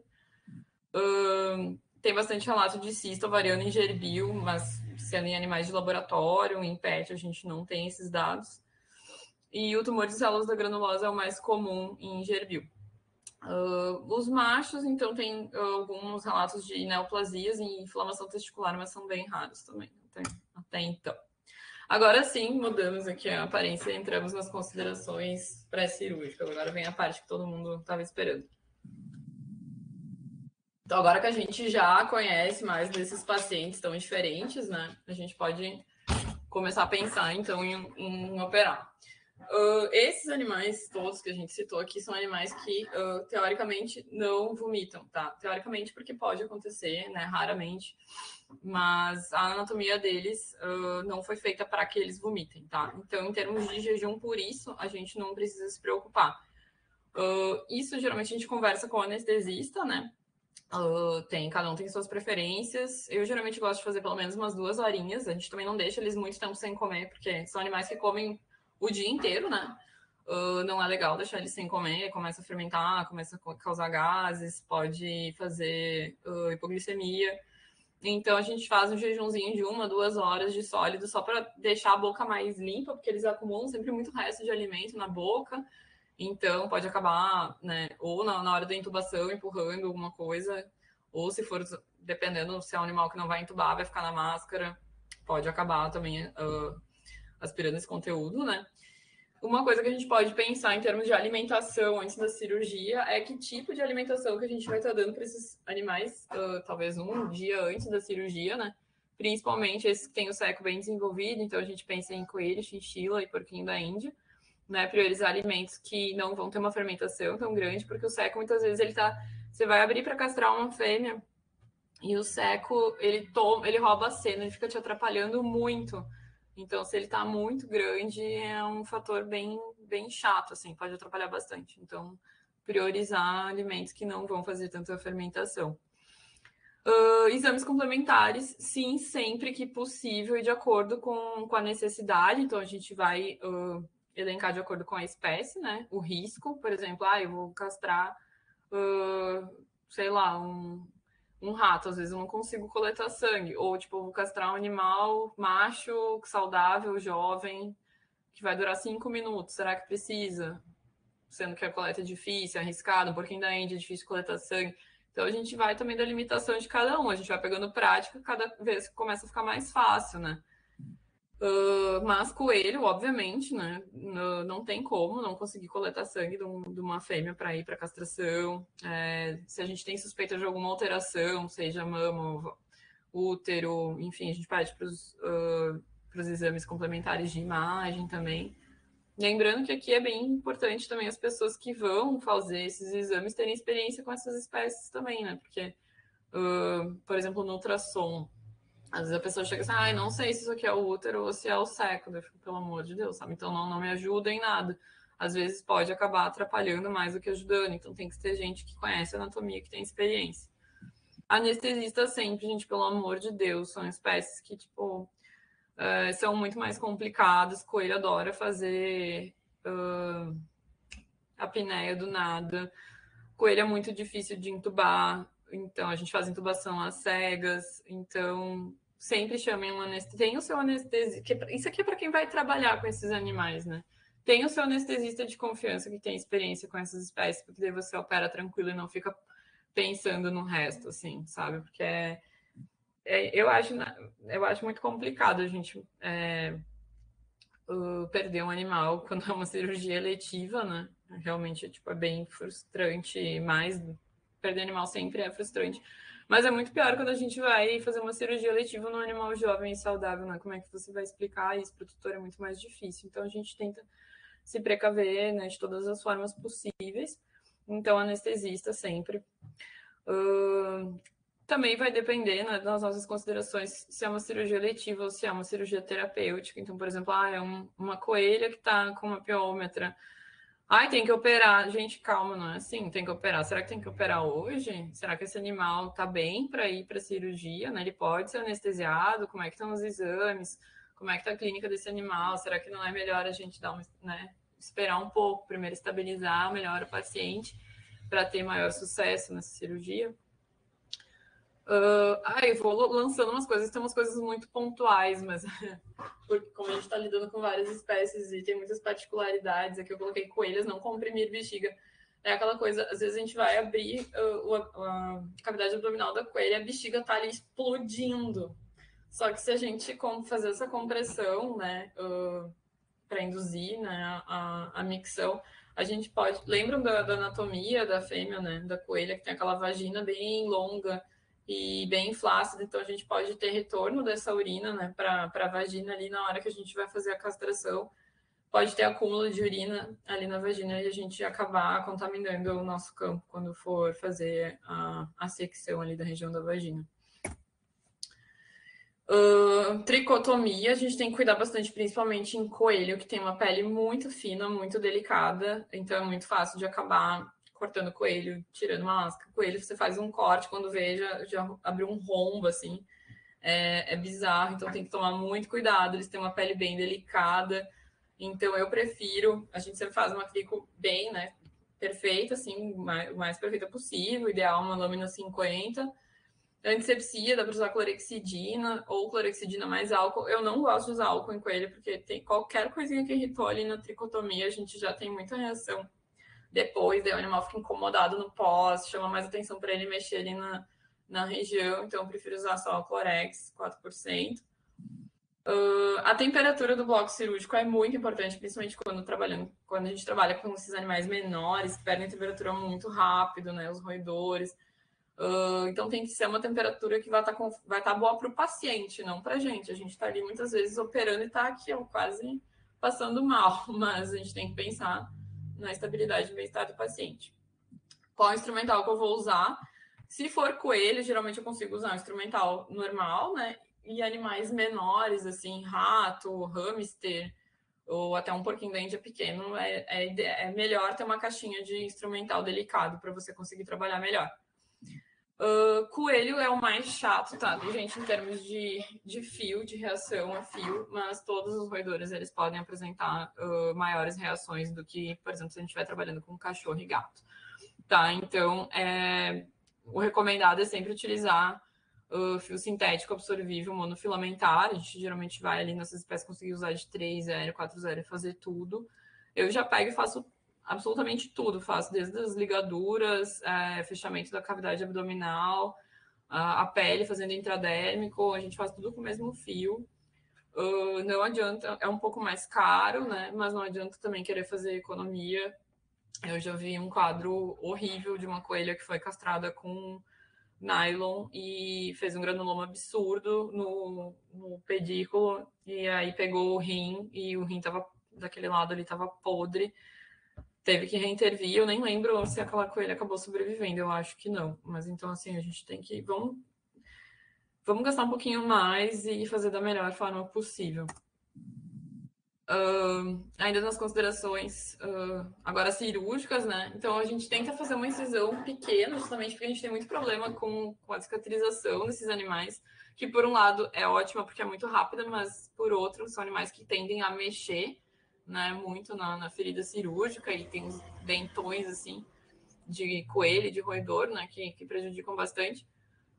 Mas a gente tem que pensar que tem que ser uma incisão que tem um tamanho suficiente para a gente conseguir trabalhar direito. Então, geralmente, quanto mais experiência, menor a incisão que você vai fazer, né? Mas é melhor fazer. Então, se você não tem muita experiência, é melhor fazer, ou não está visualizando bem seu campo cirúrgico, é melhor ampliar essa incisão, né? E acabar tendo uma incisão maior no final para fechar e proteger bem ela ali para não ter problema na cicatrização, do que você ficar traçando, não enxergando o que está fazendo, né? Cuidar, né? A gente tenta manipular o menos possível, né? Principalmente os outros órgãos. O trato gastrointestinal, coelho, porquinho, chinchila, pelo amor de Deus, deixa quieto lá, tenta não mexer. E sempre da maneira mais gentil possível. A gente está lidando com animais que são muito delicados, os tecidos são, né, bem mais delicados do que cão e gato. O coelho faz muita adesão, tem esse problema da motilidade intestinal, né? Em coelho, chinchila, porquinho da Índia. Então, quanto menos a gente mexer, melhor. A gente tem que levar também em consideração a perda de sangue, são animais muito pequenos, né? Então qualquer perda pode ser significativa. Hipotermia são animais que perdem temperatura muito rápido, então tempo cirúrgico, temperatura da sala, como eu já falei. Pode ser interessante, né, fazer uma lavagem com solução aquecida, se estiver demorando, para dar uma aquecida, ajudar a aquecer, manter a temperatura do paciente. Quanto mais tempo você fica com aquela cavidade abdominal aberta, também estiver operando uma fêmea, maior, né, vai perdendo, vai desidratando e vai perdendo temperatura também. Então, tentar fazer o mais rápido possível, né, responsabilidade. E o tempo anestésico também, ele cobra o preço dele, né? Então, quanto mais tempo esse animal ficar anestesiado, de novo, porquinho, coelho e chinchila, maior a probabilidade da gente ter um reflexo na motilidade do trato gastrointestinal. Então, esse animal ficar com hipomotilidade ou até mesmo uma estase completa. Aí eu vou fazer uma cirurgia eletiva, uma castração de uma coelhinha, e aí a linda fica lá uma semana sem querer comer. E, obviamente, a gente não pode ficar com o coelho uma semana sem comer. Então, agora a gente vai finalmente para a cirurgia. Gente, eu falei um monte, falei mais de 1 hora sobre particularidades, sobre anatomia, sobre doenças e tudo mais. Na verdade, a parte da cirurgia em si não tem tanta diferença assim, tá? Então, conhecendo a anatomia, conhecendo todas essas outras particularidades, não é nenhum bicho de 7 cabeças, tá? Eu já tô tanto tempo, eu nem sei mais o que é cachorro e gato. Eu tenho cachorro e gato, mas enfim, em termos de atendimento, né, de veterinário, eu castrei gata e cadela, cachorro, enfim, na graduação, isso já faz bastante tempo. Então, até vou tentar não fazer muitas comparações para não acabar, talvez, falando besteira. Tá? Mas em termos de orquiectomia, então, aqui a gente tem exemplo de orquiectomia em coelho. A gente pode optar entre a técnica aberta e a fechada, que diz respeito em relação à túnica vaginal, né? Se a gente vai abrir ela ou não. Lembrando que a túnica é uma continuação do peritônio, né? Então, no momento que a gente abre a túnica, a gente está expondo, digamos assim, todo o interior da cavidade abdominal a um meio externo, né? Apesar de ser uma abertura ridícula, muito pequena, rápida, enfim. Então, assim, vai da preferência de cada um. A gente tem que saber quais são as possibilidades, quais são as nossas opções e considerar, né? O que você acha, né? Considerar o ônus e o bônus. Cada técnica vai ter vantagem e vai ter desvantagem. Então, por exemplo, a vantagem da técnica aberta você consegue fazer mais rápido. menos tempo de anestesia, você consegue visualizar bem o que você está ligando, fazer a ligadura de fato em cima do cordão espermático, né? Então, uma ligadura que é mais segura. E também, se você está... mas pode contaminar. Se você tá fazendo uma cirurgia direitinho, apesar de ser uma castração de macho, tem gente que castra macho assim, né? Chega de camiseta, bota uma luva de procedimento e castra. Aí também já é pedir para dar problema. Então, se eu tô fazendo uma cirurgia obedecendo todos os preceitos, pensando numa cirurgia limpa, qual é o problema de eu abrir ali uma comunicação, né, com a cavidade? Dani, Oi. Sumiu a apresentação de novo. Vamos resgatá-la.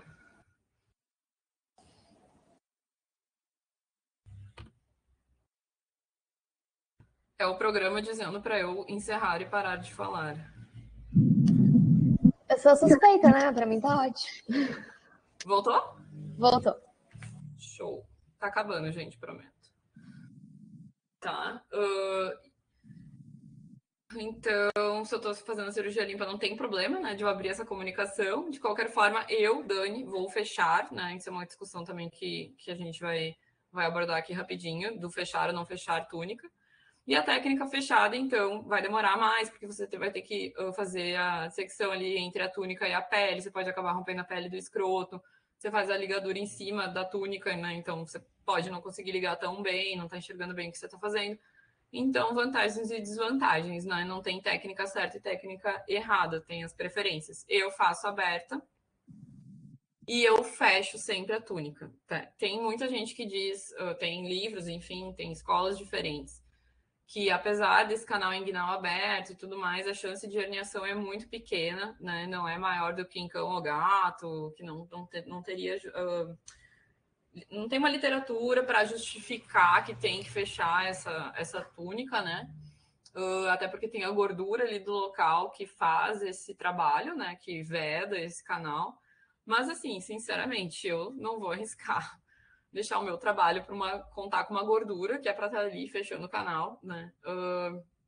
E ficar com aquilo na cabeça. Daqui a pouco vai que azarada do jeito que a pessoa é, um caso vai lá e daí vai ter uma hérnia e eu vou ter que reintervir, vou ter que corrigir a hérnia. E foi por causa da castração que eu fiz. E eu, não gastei segundos ali fechando essa túnica com fio que já estava aberto, porque eu já usei para fazer as ligaduras. Então, sinceramente, eu acho que não tem por que não, né? Não precisa. Tá, mas tudo bem, não custa, não vai me tomar mais do que segundos, né? Não vai mudar nada, assim. Só vai me deixar mais tranquilo. A abordagem em relação a onde a gente vai fazer essa incisão, então pode ser escrotal, pré-escrotal ou abdominal, tá? Eu vou discutir escrotal e pré-escrotal, porque para mim abdominal em coelho é uma coisa que nem tem por que discutir, não tem por que você abrir uma cavidade abdominal para catar o testículo lá de dentro, porque ele tá passeando entre saco escrotal e cavidade abdominal.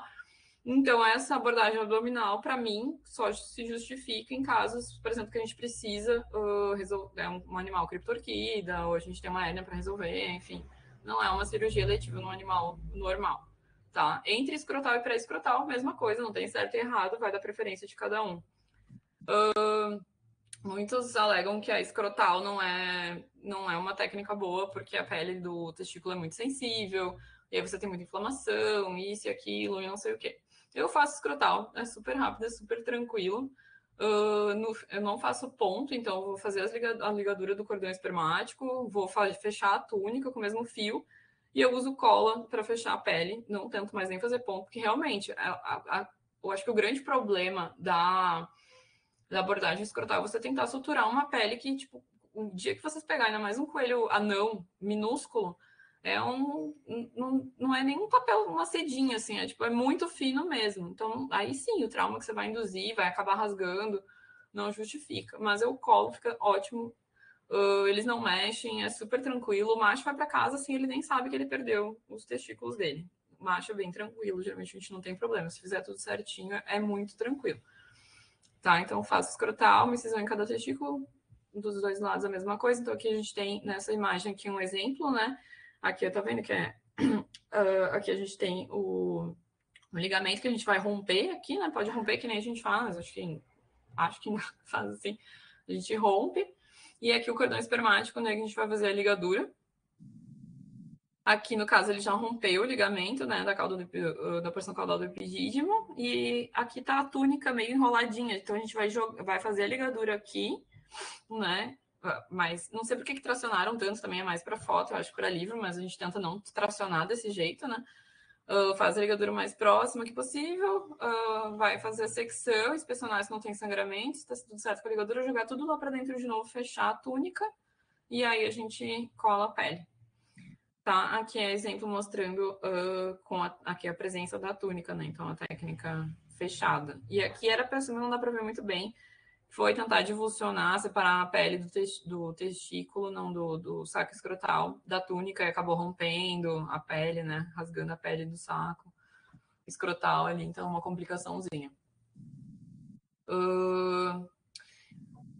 Escrotal, a gente tem uma inflamação local maior no pós, mas não interfere em nada na vida do animal. A gente só precisa alertar o tutor, que é normal, para eles não voltarem correndo no dia seguinte para a clínica, porque vai parecer que o testículo tá lá dentro ainda. Ele vai dizer, doutora, mas você não tirou, tá aqui, ó, eu tô vendo. Mas é uma coisa que se resolve em 2, 3 dias, eles nem sentem, eles não estão incomodados. Claro, vai para casa com analgesia, com anti-inflamatório, mas eles não se sentem incomodados, tá? E aquilo ali vai reduzindo, em 3 dias já tá praticamente normal.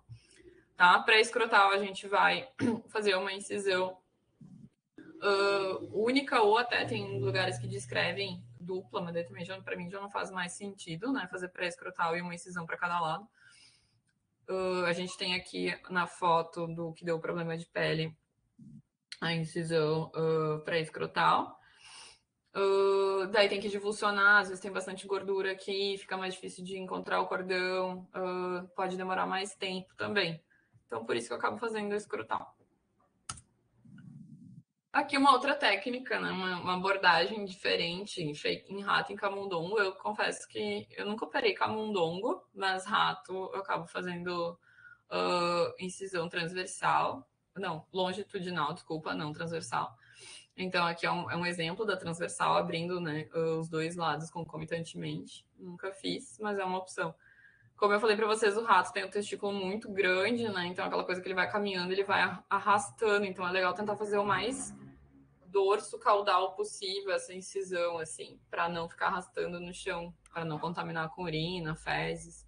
De qualquer forma, a gente sempre vai orientar os tutores a manter, né, o local bem limpo, né, onde esses animais ficam, trocar pelo menos 2 vezes por dia, até ter a completa cicatrização. Eu coloquei aqui um slide agora, partindo para as fêmeas. Só falando aqui dos outros animais. Porquinho da Índia, chinchila, tudo vai ser mais ou menos a mesma coisa. A única coisa é que em porquinho da Índia a gente tem uma pele muito, muito espessa, muito dura, na verdade, parece um couro, assim, então ela é chata de suturar.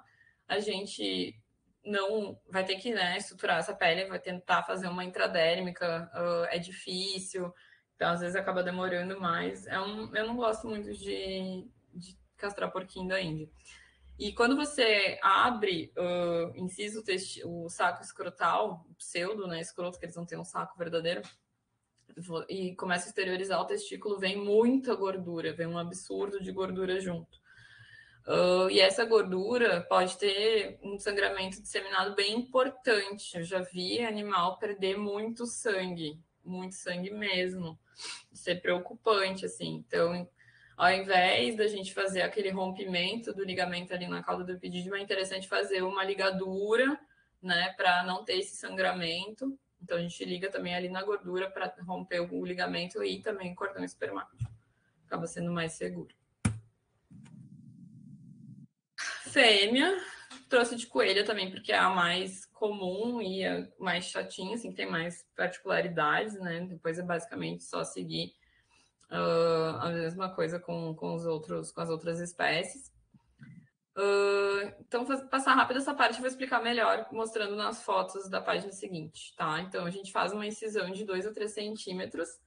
É bem na região, assim, no meio do caminho entre a cicatriz umbilical e a sínfise púbica. Se você fizer bem certinho a incisão nesse local, eu queria ter tirado uma foto.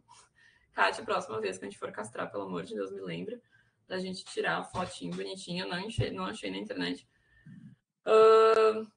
Se a gente fizer bem certinho nesse lugar, você vai... Primeira coisa que você vai, às vezes o útero pula, assim, o corno uterino pula e diz, me castra. Tá ali. É bem bonitinho. Às vezes a bexiga, se está muito cheia, ela quer competir e sair antes, mas a gente dá uma empurradinha. Não usar gancho, tá, gente? São animais muito delicados. A gente vai usar ou com o dedo mesmo, procurar lá dentro, assim, e fazer um ganchinho com o dedo, né? E tentar exteriorizar esse corno uterino, ou com uma pinça, mas nunca com dente, né? Tudo muito delicado. Daí você vai trazer e vai ver que, que bonitinho, bem rosinha, né? Se for normal, não tiver um tumor horrível, alguma coisa assim, você vai conseguir identificar fácil que é o corno uterino, que não é uma alça intestinal, por exemplo. E aí, no momento que você encontrou esse corno, você vai continuar exteriorizando, né, até conseguir chegar no ovário. Tá? E daí, eu acho que, basicamente, eu vou mostrar para vocês no próximo slide, que daí tem as fotos e fica mais fácil. Vou passar isso aqui. Então, aqui, infelizmente é de livro, porque no meio da cirurgia nunca ninguém tirou foto para mim. A gente consegue ver o quê? Aqui é um pedaço da vagina, tá? Da coelha, lembrando aquela vagina flácida. Aqui, que dá para ver que é um tecido mais rígido, né? Mais fibroso são as cérvices, ó, a cérvix dupla, e os 2 corninhos uterinos aqui, tá? Então, aqui seguindo o corno, a gente vai ter o oviduto e o ováriozinho aqui, alongado. Ele sempre tem essa coloração mais puxada, mais clarinho, assim, às vezes meio amarelado. Nesse local aqui também pode ter bastante gordura, pode dificultar, a gente abre uma janelinha, dá para cortar aqui o ligamento para facilitar, né, conseguir tracionar um pouco mais, não tem que ficar puxando, não limitar tanto a tua área de trabalho, ligamento do ovário. Daí a questão da técnica, que técnica que você usa? 2, 3 pinças? Sinceramente, eu uso uma pinça, porque eu gosto de ter mais espaço para trabalhar, eu consigo visualizar melhor, porque geralmente a gente não consegue, não exterioriza tanto assim. Então, a gente usa uma pinça que logo após abre a janelinha, né? Coloca a pinça logo após o ovário. Então, vocês estão vendo que aqui já foi feita a ligadura? Eu faço ligadura dupla. E aí, aqui já tá cortando, já tá seccionando, tá? A gente sempre tenta deixar o mínimo possível de tecido pós-ligadura, desde que seja seguro, porque como o coelho faz muita adesão, quanto mais tecido desvitalizado tiver, maior a chance de ter adesão. Tá? Então, sempre tentar cortar bem próximo das ligaduras. Daí, fez aqui de um lado, vai fazer do outro a mesma coisa. Aqui já tá ligando, aqui é o ligamento largo, que tem bastante... Aqui tem pouca gordura até. Faz a ligadura dos vasos aqui do útero, né, separado da vagina, para garantir que não vai ter sangramento. Faz do outro lado também. E aí tem a questão de onde que eu vou fazer a secção aqui para finalizar esse procedimento de castração. Tem gente que deixa as cérvices, tem gente que prefere fazer no meio, que eu acho muito difícil, porque é um tecido bem mais fibroso, então é muito mais difícil garantir que a minha ligadura vai ficar ali direitinho. O que eu prefiro fazer? Eu faço logo o caudal, as cérvices no tecido vaginal mesmo, tá? Faço uma ligadura transfixada aqui na vagina, e aí vai tudo embora, né? As 2 cérvices saem junto com os cornos uterinos, tá? Nunca tive problema de... Tem alguns autores que alegam de vazamento, de urina e tudo bem. E complicações nesse sentido, né? De fazer uroperitônio. Nunca tive esse problema. A gente, né, se certifica de fazer uma ligadura transfixada bem apertadinha aqui e manda as cérvices ir embora. Tá? Depois a gente vai certificar a mesma coisa, né? Que qualquer outra espécie. Certificar de que sempre que não tá tendo nenhum sangramento, que tá tudo certo. Vai fechar a parede abdominal com o mesmo fio, né, para evitar a reação. Então, a gente está usando ali um fio absorvível sintético monofilamentar, vai usar para tudo. Então, as ligaduras, fechar a cavidade abdominal, a parede, né, a musculatura, e uma sutura intradérmica. Você pode fazer sutura contínua ou insultam. Eu não gosto de fazer com contínua para nada, que eu sou sempre assim, eu sou muito pessimista, eu sempre penso, vai que dá alguma coisa, eu não quero a minha sutura da parede abdominal comprometida, tipo, porque eu tô dependendo de uma sutura contínua, rompeu um negocinho lá, daí já abriu e aí pode ter um problema bem maior. Eu prefiro fazer sulta. E a gente faz intradérmica para não deixar nada de ponto de fio para fora, porque quanto mais coisa tiver para chamar atenção, eles vão mexer. E com ele sabe ser, às vezes, um paciente bem chato também. Que mais? Uma coisa que eu esqueci de falar é que a incisão pequenininha, aquela de 2, 3 centímetros, no lugar certinho, ela funciona que não só a gente já acha ali logo o corno uterino, mas também que a gente consiga manter todo o restante, todos os outros órgãos dentro da cavidade, né? E aí deixa eles lá quietinho, não manipula, né? Reduz bastante a chance de ter perfuração ou de ter manipulação, e aí depois a gente tem uma repercussão na motilidade intestinal, né? Então, só vai exteriorizando o útero até encontrar os ovários mesmo, faz o procedimento e ninguém vem para fora, bexiga, seco, tenta deixar todo mundo lá dentro. Último procedimento, que é a ovectomia, trouxe exemplo em rata, dá para fazer também, dá para fazer em todos os animais, mas se faz muito mais em ratas e também em porquinhas da Índia. Dá para fazer com incisão única, eu nunca acompanhei, nunca fiz. Prefiro, então, seguir a técnica como descrita aqui, que a gente deixa o paciente em decúbito ventral, né? Faz toda a preparação dessa área das costas aqui com a tricotomia, antisepsia. E aí a gente vai fazer 2 incisões bem pequenininhas, que são logo caudal, a última costela, e logo abaixo dos músculos aqui, eles são os espinhais. Então faz uma incisão bem pequena. É aquela coisa, parece que não vai dar certo. Eu tô abrindo aqui do nada, pum, sai o ovário. Entra com uma pincinha bem delicada, puxa, e vai vir assim, ó, bonitinho. E aí você faz a ligadura abaixo dessa estrutura aqui, pegando, se certificando que você pega todo o ovário, todo o oviduto também, porque tem alguns relatos de ter ficado resquício de oviduto, ter dado problema de cisto. Então a gente tenta pegar tudo e aí só secciona, volta lá para dentro, fecha a parede abdominal e a pele com intradérmico. Faz isso de um lado, depois do outro. É um ponto, fica uma incisão bem pequenininha, a recuperação é super rápida, bem tranquilo. E a gente pode evitar vários problemas, lembrando que de preferência fazer antes até os 3 meses de idade, para reduzir significativamente a chance de desenvolver tumor mamário. Complicações que a gente pode ter, transcirúrgicas, então hemorragia, só para vocês terem uma noção, não estou nem trazendo exemplo aqui de paciente minúsculo, rato, hamster, mas, por exemplo, coelho, que é uma casuística bem grande. Já o percentual de sangue que a gente tem no coelho é menor do que as outras espécies que, né, geralmente o pessoal está acostumado a trabalhar. Então, enquanto que o cachorro vai ter 10%, o gato 8% do peso, né, correspondente de sangue, o coelho tem só 5,7%.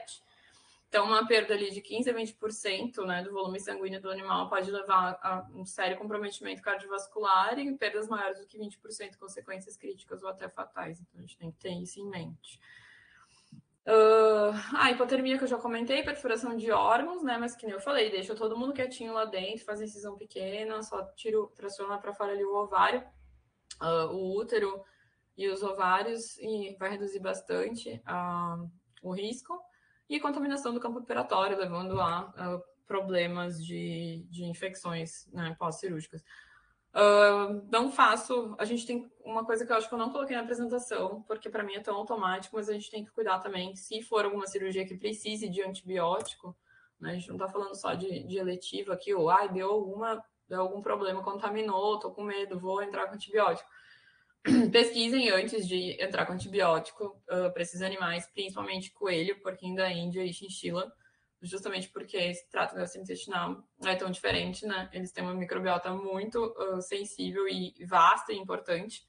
Então, a gente pode causar quadros muito sérios de desbiose e pode acabar até perdendo um paciente por causa do mau uso de antibiótico. Eu peguei um coelho macho que foi castrado por um cirurgião de pequenos e chegou na clínica, já não estava não sei quantos dias sem comer, tava... Aqui é um raio-x de um porquinho da Índia, tá? Cheio Dani, de gás. caiu de novo.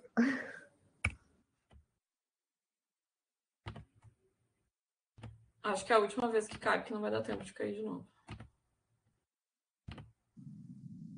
Oi? Tá, agora foi. E o coelho chegou cheio de um balão de gás, sem comer, sem defecar. Fizeram uma ampicilina oral, corticoide, um macho que tinha castrado eletivo. Aí foi para casa sem nenhuma analgesia, voltou depois porque estava muito inflamado, mas aquela inflamação que eu falei que é esperada. Daí, de cara, ao invés de fazer um AINE, fizeram corticoide. Coelho super sensível aos efeitos colaterais de corticoide. Aí continuou inflamada, ela voltou no outro dia e o veterinário olhou e falou: vou entrar então com antibiótico para inflamação. Aí deu ampicilina, fez uma desbiose horrível no coelho, a gente quase perdeu esse animal porque não estava conseguindo regredir. Quem não trabalha com pet não convencional, não atende coelho, porquinho da Índia, chinchila, não entende que isso daqui é a pior emergência que tu pode receber, quase, assim. É bem complicado. Tá, isso daqui são quadros que muitas vezes a gente não consegue mais reverter. Então, complicações pós-cirúrgicas, hematúria ou anúria, um pouquinho de sangue pode sair, né? Mas se tiver, se continuar, enfim, alguma coisa está errada na técnica, enfim, tem que investigar. Um grande problema que a gente tem com essas espécies, hipoanorexia, não tá comendo. Você fez tudo certo? Tá com analgesia? Tá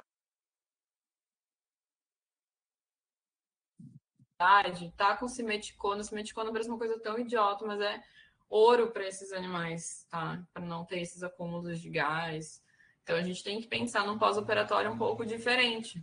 Se eu abro cavidade, faço castração de fêmea, eu já mando para casa com metoclopramida e com simeticona por pelo menos uns 3 dias. Ah, tá tudo bem, tá comendo, tá ativa, tá defecando, beleza, a gente tira. Mas já é de protocolo, a gente não espera ficar com hipomotilidade, a gente não espera parar esse intestino diminuir essa produção fecal, né? Então já entra, já é protocolo para mim. Então, outra complicação de panismo, quando o animal fica assim, repleto de gás, hipomotilidade ou até estase intestinal, deiscência de pontos, seja porque alguma coisa fez errado ou porque o animal mexeu, infecção, herniação, e muitas vezes a gente não tem complicação nenhuma no seu tutor que está pensando que tem alguma coisa errada com o animal. Já me aconteceu. Eu fiquei dias quase perdendo sono por causa de uma coelha que eu tinha castrado. Pensei, meu Deus, perdão da expressão, que merda que eu fiz, o que aconteceu? A Kátia sabe quem é. Era uma eletiva e a menina me enlouqueceu, assim. E aí eu falava, tá, mas tira a roupa um pouco. Eu gosto de usar roupinha em fêmea, tá? Apesar de que muitas coelhas ficam que nem gato, assim. Não mexe nos primeiros momentos, depois elas vão se acostumando. Pelo menos quando ela vai ficar sozinha, vai ficar sem ninguém inspecionando. Eu gosto de usar roupinha. Eu falo, tira a roupa, deixa ela mais à vontade, deixa, né, ela se limpar, ela se lamber. Ai, não, Dani, ela tá mala, tá estranha. Fui reavaliar o bicho. A gente, nossa, a gente coletou sangue, fez de tudo. A coelha tava bem, era a roupa, ela tava incomodada. Quando tirou a roupa, ela voltou 100% ao normal. Então, a gente tem que conseguir distinguir isso daí também. Às vezes, o tutor, ele se puxa, assim, na incomodação. E é o último, gente, juro. Considerações pós-cirúrgicas, então. São animais mais chatinhos de trabalhar, nesse sentido, tá? Colar elisabetano. Bom, coelho e colar não dá certo. Nunca usei colar em coelho. É péssimo, eles ficam muito incomodados, começam a andar para trás, não comem, não defecam, não fazem nada, atrapalha por causa das orelhas, ainda mais coelho que tem a orelha ereta.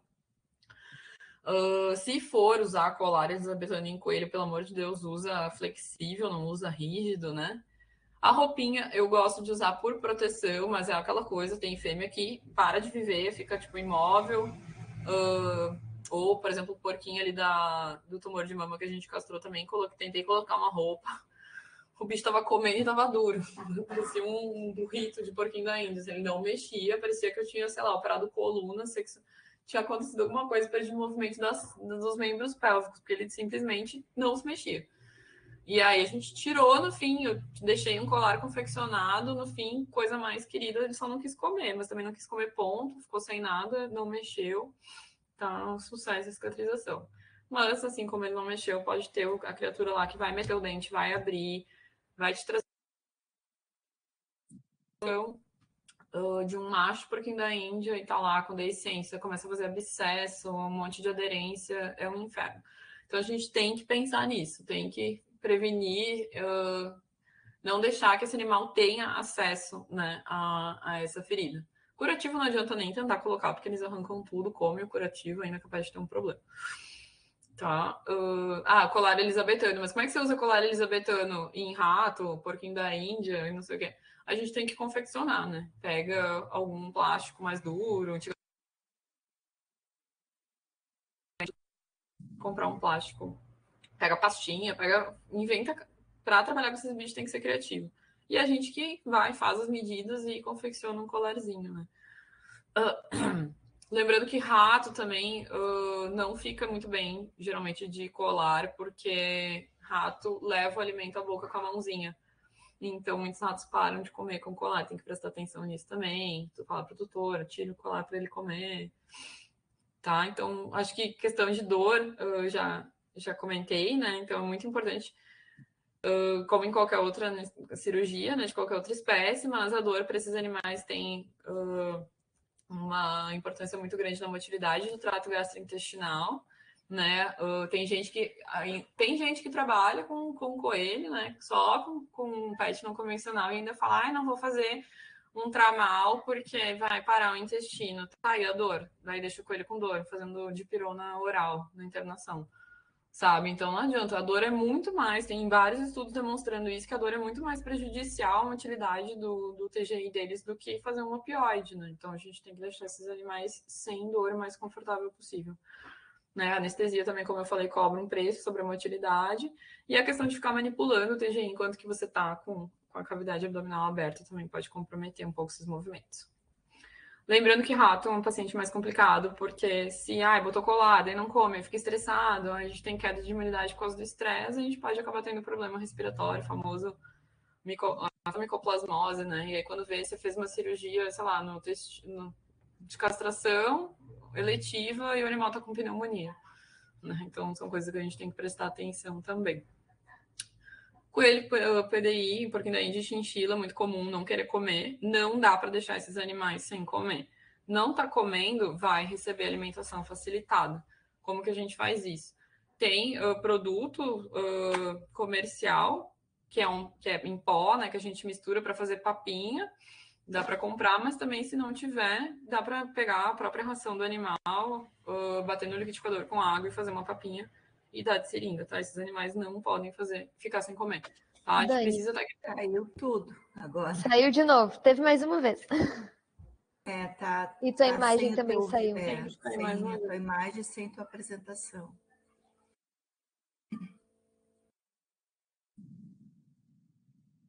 Será que é alguma coisa com o meu? Não? Ou sempre Pode ser o acontece? programa. Acontece às vezes, algumas coisas assim. Foi uma antipatia do programa com a minha pessoa. Ou com o tema. Mas é isso, gente. Estamos encerrando já. Então, né, a gente tem que até alimentar esses animais justamente para estimular, voltar esses movimentos, né? Trato gastrointestinal que não é alimentado nesses animais realmente não volta a ter motilidade. Então, vai alimentação facilitada. E eu acho que era isso. Eu quero agradecer novamente o convite, agradecer a paciência de vocês. Eu nem sei quantas pessoas já desistiram e saíram da sala, porque eu não estou vendo. Mas perdão por passar do tempo. Quando a gente vai falar de pet não convencional, principalmente para um grupo que não é focado nisso, a gente quer falar tanta coisa que acaba se passando. Até depois que eu dei o título da palestra para a Kátia, eu falei, dá para trocar? E a gente fala só de coelho, para não ficar tão extenso. Mas pensei que ia dar tempo. Enfim, fica aí meu Instagram, se alguém quiser perguntar depois alguma coisa, mandar alguma dúvida, acompanhar casos. E Savana Vet, o Instagram que a gente está lançando amanhã, né, da nossa nova marca de atendimento veterinário especializado em pet não convencional, aqui, principalmente Porto Alegre e região. Se quiserem já seguir para dar uma força amanhã, a qualquer momento do dia estaremos lançando o primeiro post. Se alguém tiver perguntas ainda, estou à disposição. Obrigada, gente. Muito obrigada. Tu pode ligar tua câmera? Não foi? Não. Foi só agora? Não, aquela hora que caiu tudo. Caiu. Eu acho que a internet começa também a dar Voltamos? Voltamos. Tá voltando. Eu digitei ali umas perguntas para não esquecer.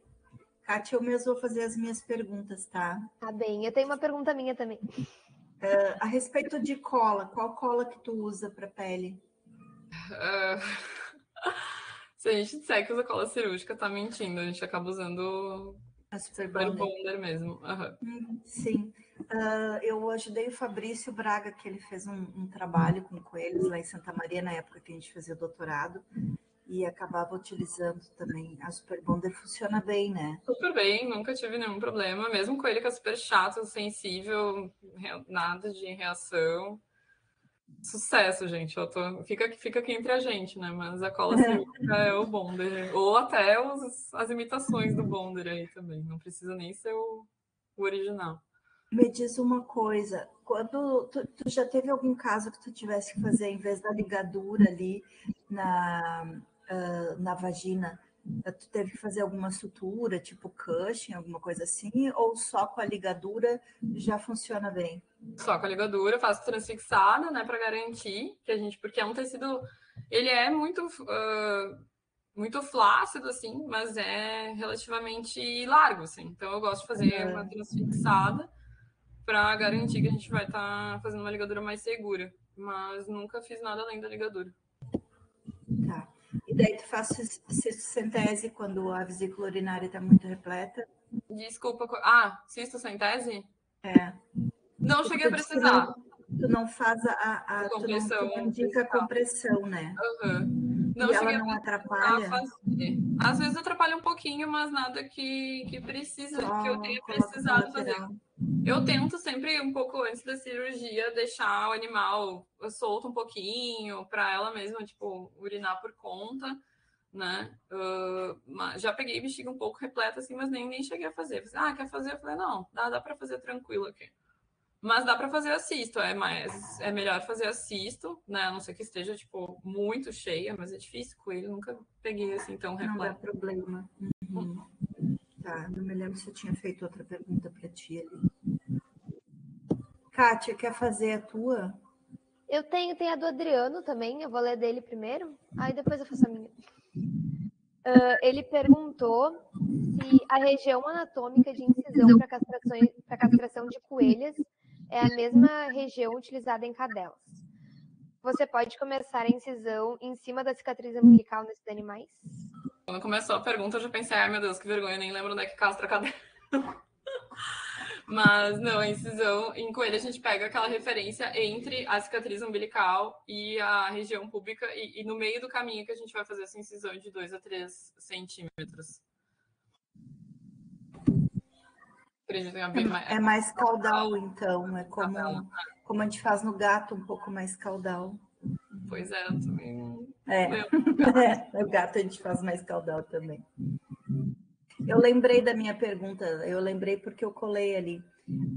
Quando tu fala no camundongo, né, que tu comentaste ali que quando é muito, muito grande ele acaba arrastando e tu castra, não seria indicado fazer uma ablação desse escroto, então? Ou não precisa? Por exemplo, tá, tu faz a orquiectomia, tá? No camundongo. E daí, tu não indicaria fazer uma ablação do escroto? A gente tem esse tecido acaba evoluindo. Bem rapidamente. E o edema que dá um pouquinho de pós-operatório, ele não dá lesão ali, não? Ou não? Por estar arrastando de atrito com... Eu não tive problema. Sinceramente, eu não tenho muitos casos, assim. Rato, dificilmente a gente castra. Porque rato é um animal bem sociável, né? Eles vivem em colônias. Geralmente, daí, o que a gente vai ter? A gente vai ter colônias do mesmo sexo, né? Então, vão ter machos alojados juntos. Às vezes, a gente tem problema de briga. E aí, recomenda a castração para tentar, né, ajudar a modulação do comportamento. Tem animal que é muito dominante, né? Mas é bem raro. Geralmente eles convivem super bem, super tranquilamente, vários ratos juntos. Se tiver espaço suficiente, toca, alimento, tudo, acaba não tendo necessidade de castração, né? E a gente tem pouco problema reprodutivo de macho, né? Então, e esse negócio de rato também tem tumor mamário, eu nunca vi tumor mamário em rato. A gente é coisa de livro, a gente vê bastante perfeito. Mas em rato, não. Tá bem, obrigada. Nada. Minha pergunta. É minha. Faz muito tempo que eu não vejo, acompanho a cirurgia contigo, né? Então, não me xinga. Mas eu não lembro como tu fazia o fechamento da túnica vaginal dos coelhos. Pode fazer até uma ligadura ali ao redor, ou faz um sultãozinho, faz um xizinho ali e faz. Eu pergunto porque eu acompanhei uma no hospital e eles estavam fazendo de um jeito que eu achei muito diferente do que tu fazia. Eu ainda fiquei olhando assim, tá muito diferente. Não que eles estivessem fazendo errado, não, eles só fizeram muito diferente. Não, ia até comentar, não tem errado, né? Sim, na verdade. Eu digo, só era diferente, daí eu fiquei, não, isso tá muito diferente. Tá? Eu vou perguntar. Não consigo imaginar o que seria errado, assim, né? Não, só diferente mesmo. Aí eu tava querendo lembrar como é que tu fazia. Mas obrigada. Era essa a minha dúvida. Acho que são essas dúvidas, né? Não tem mais pergunta? Deixa eu te pedir uma coisa, não é uma pergunta. Volta no teu primeiro slide pra gente tirar um print teu no primeiro slide, por gentileza. O da capa? O da capa. Aí. Ai, meu Deus, que eu tenho que aumentar aqui. Deixa eu ajeitar. Vou tirar rapidinho. Peraí que eu vou sair. Tá.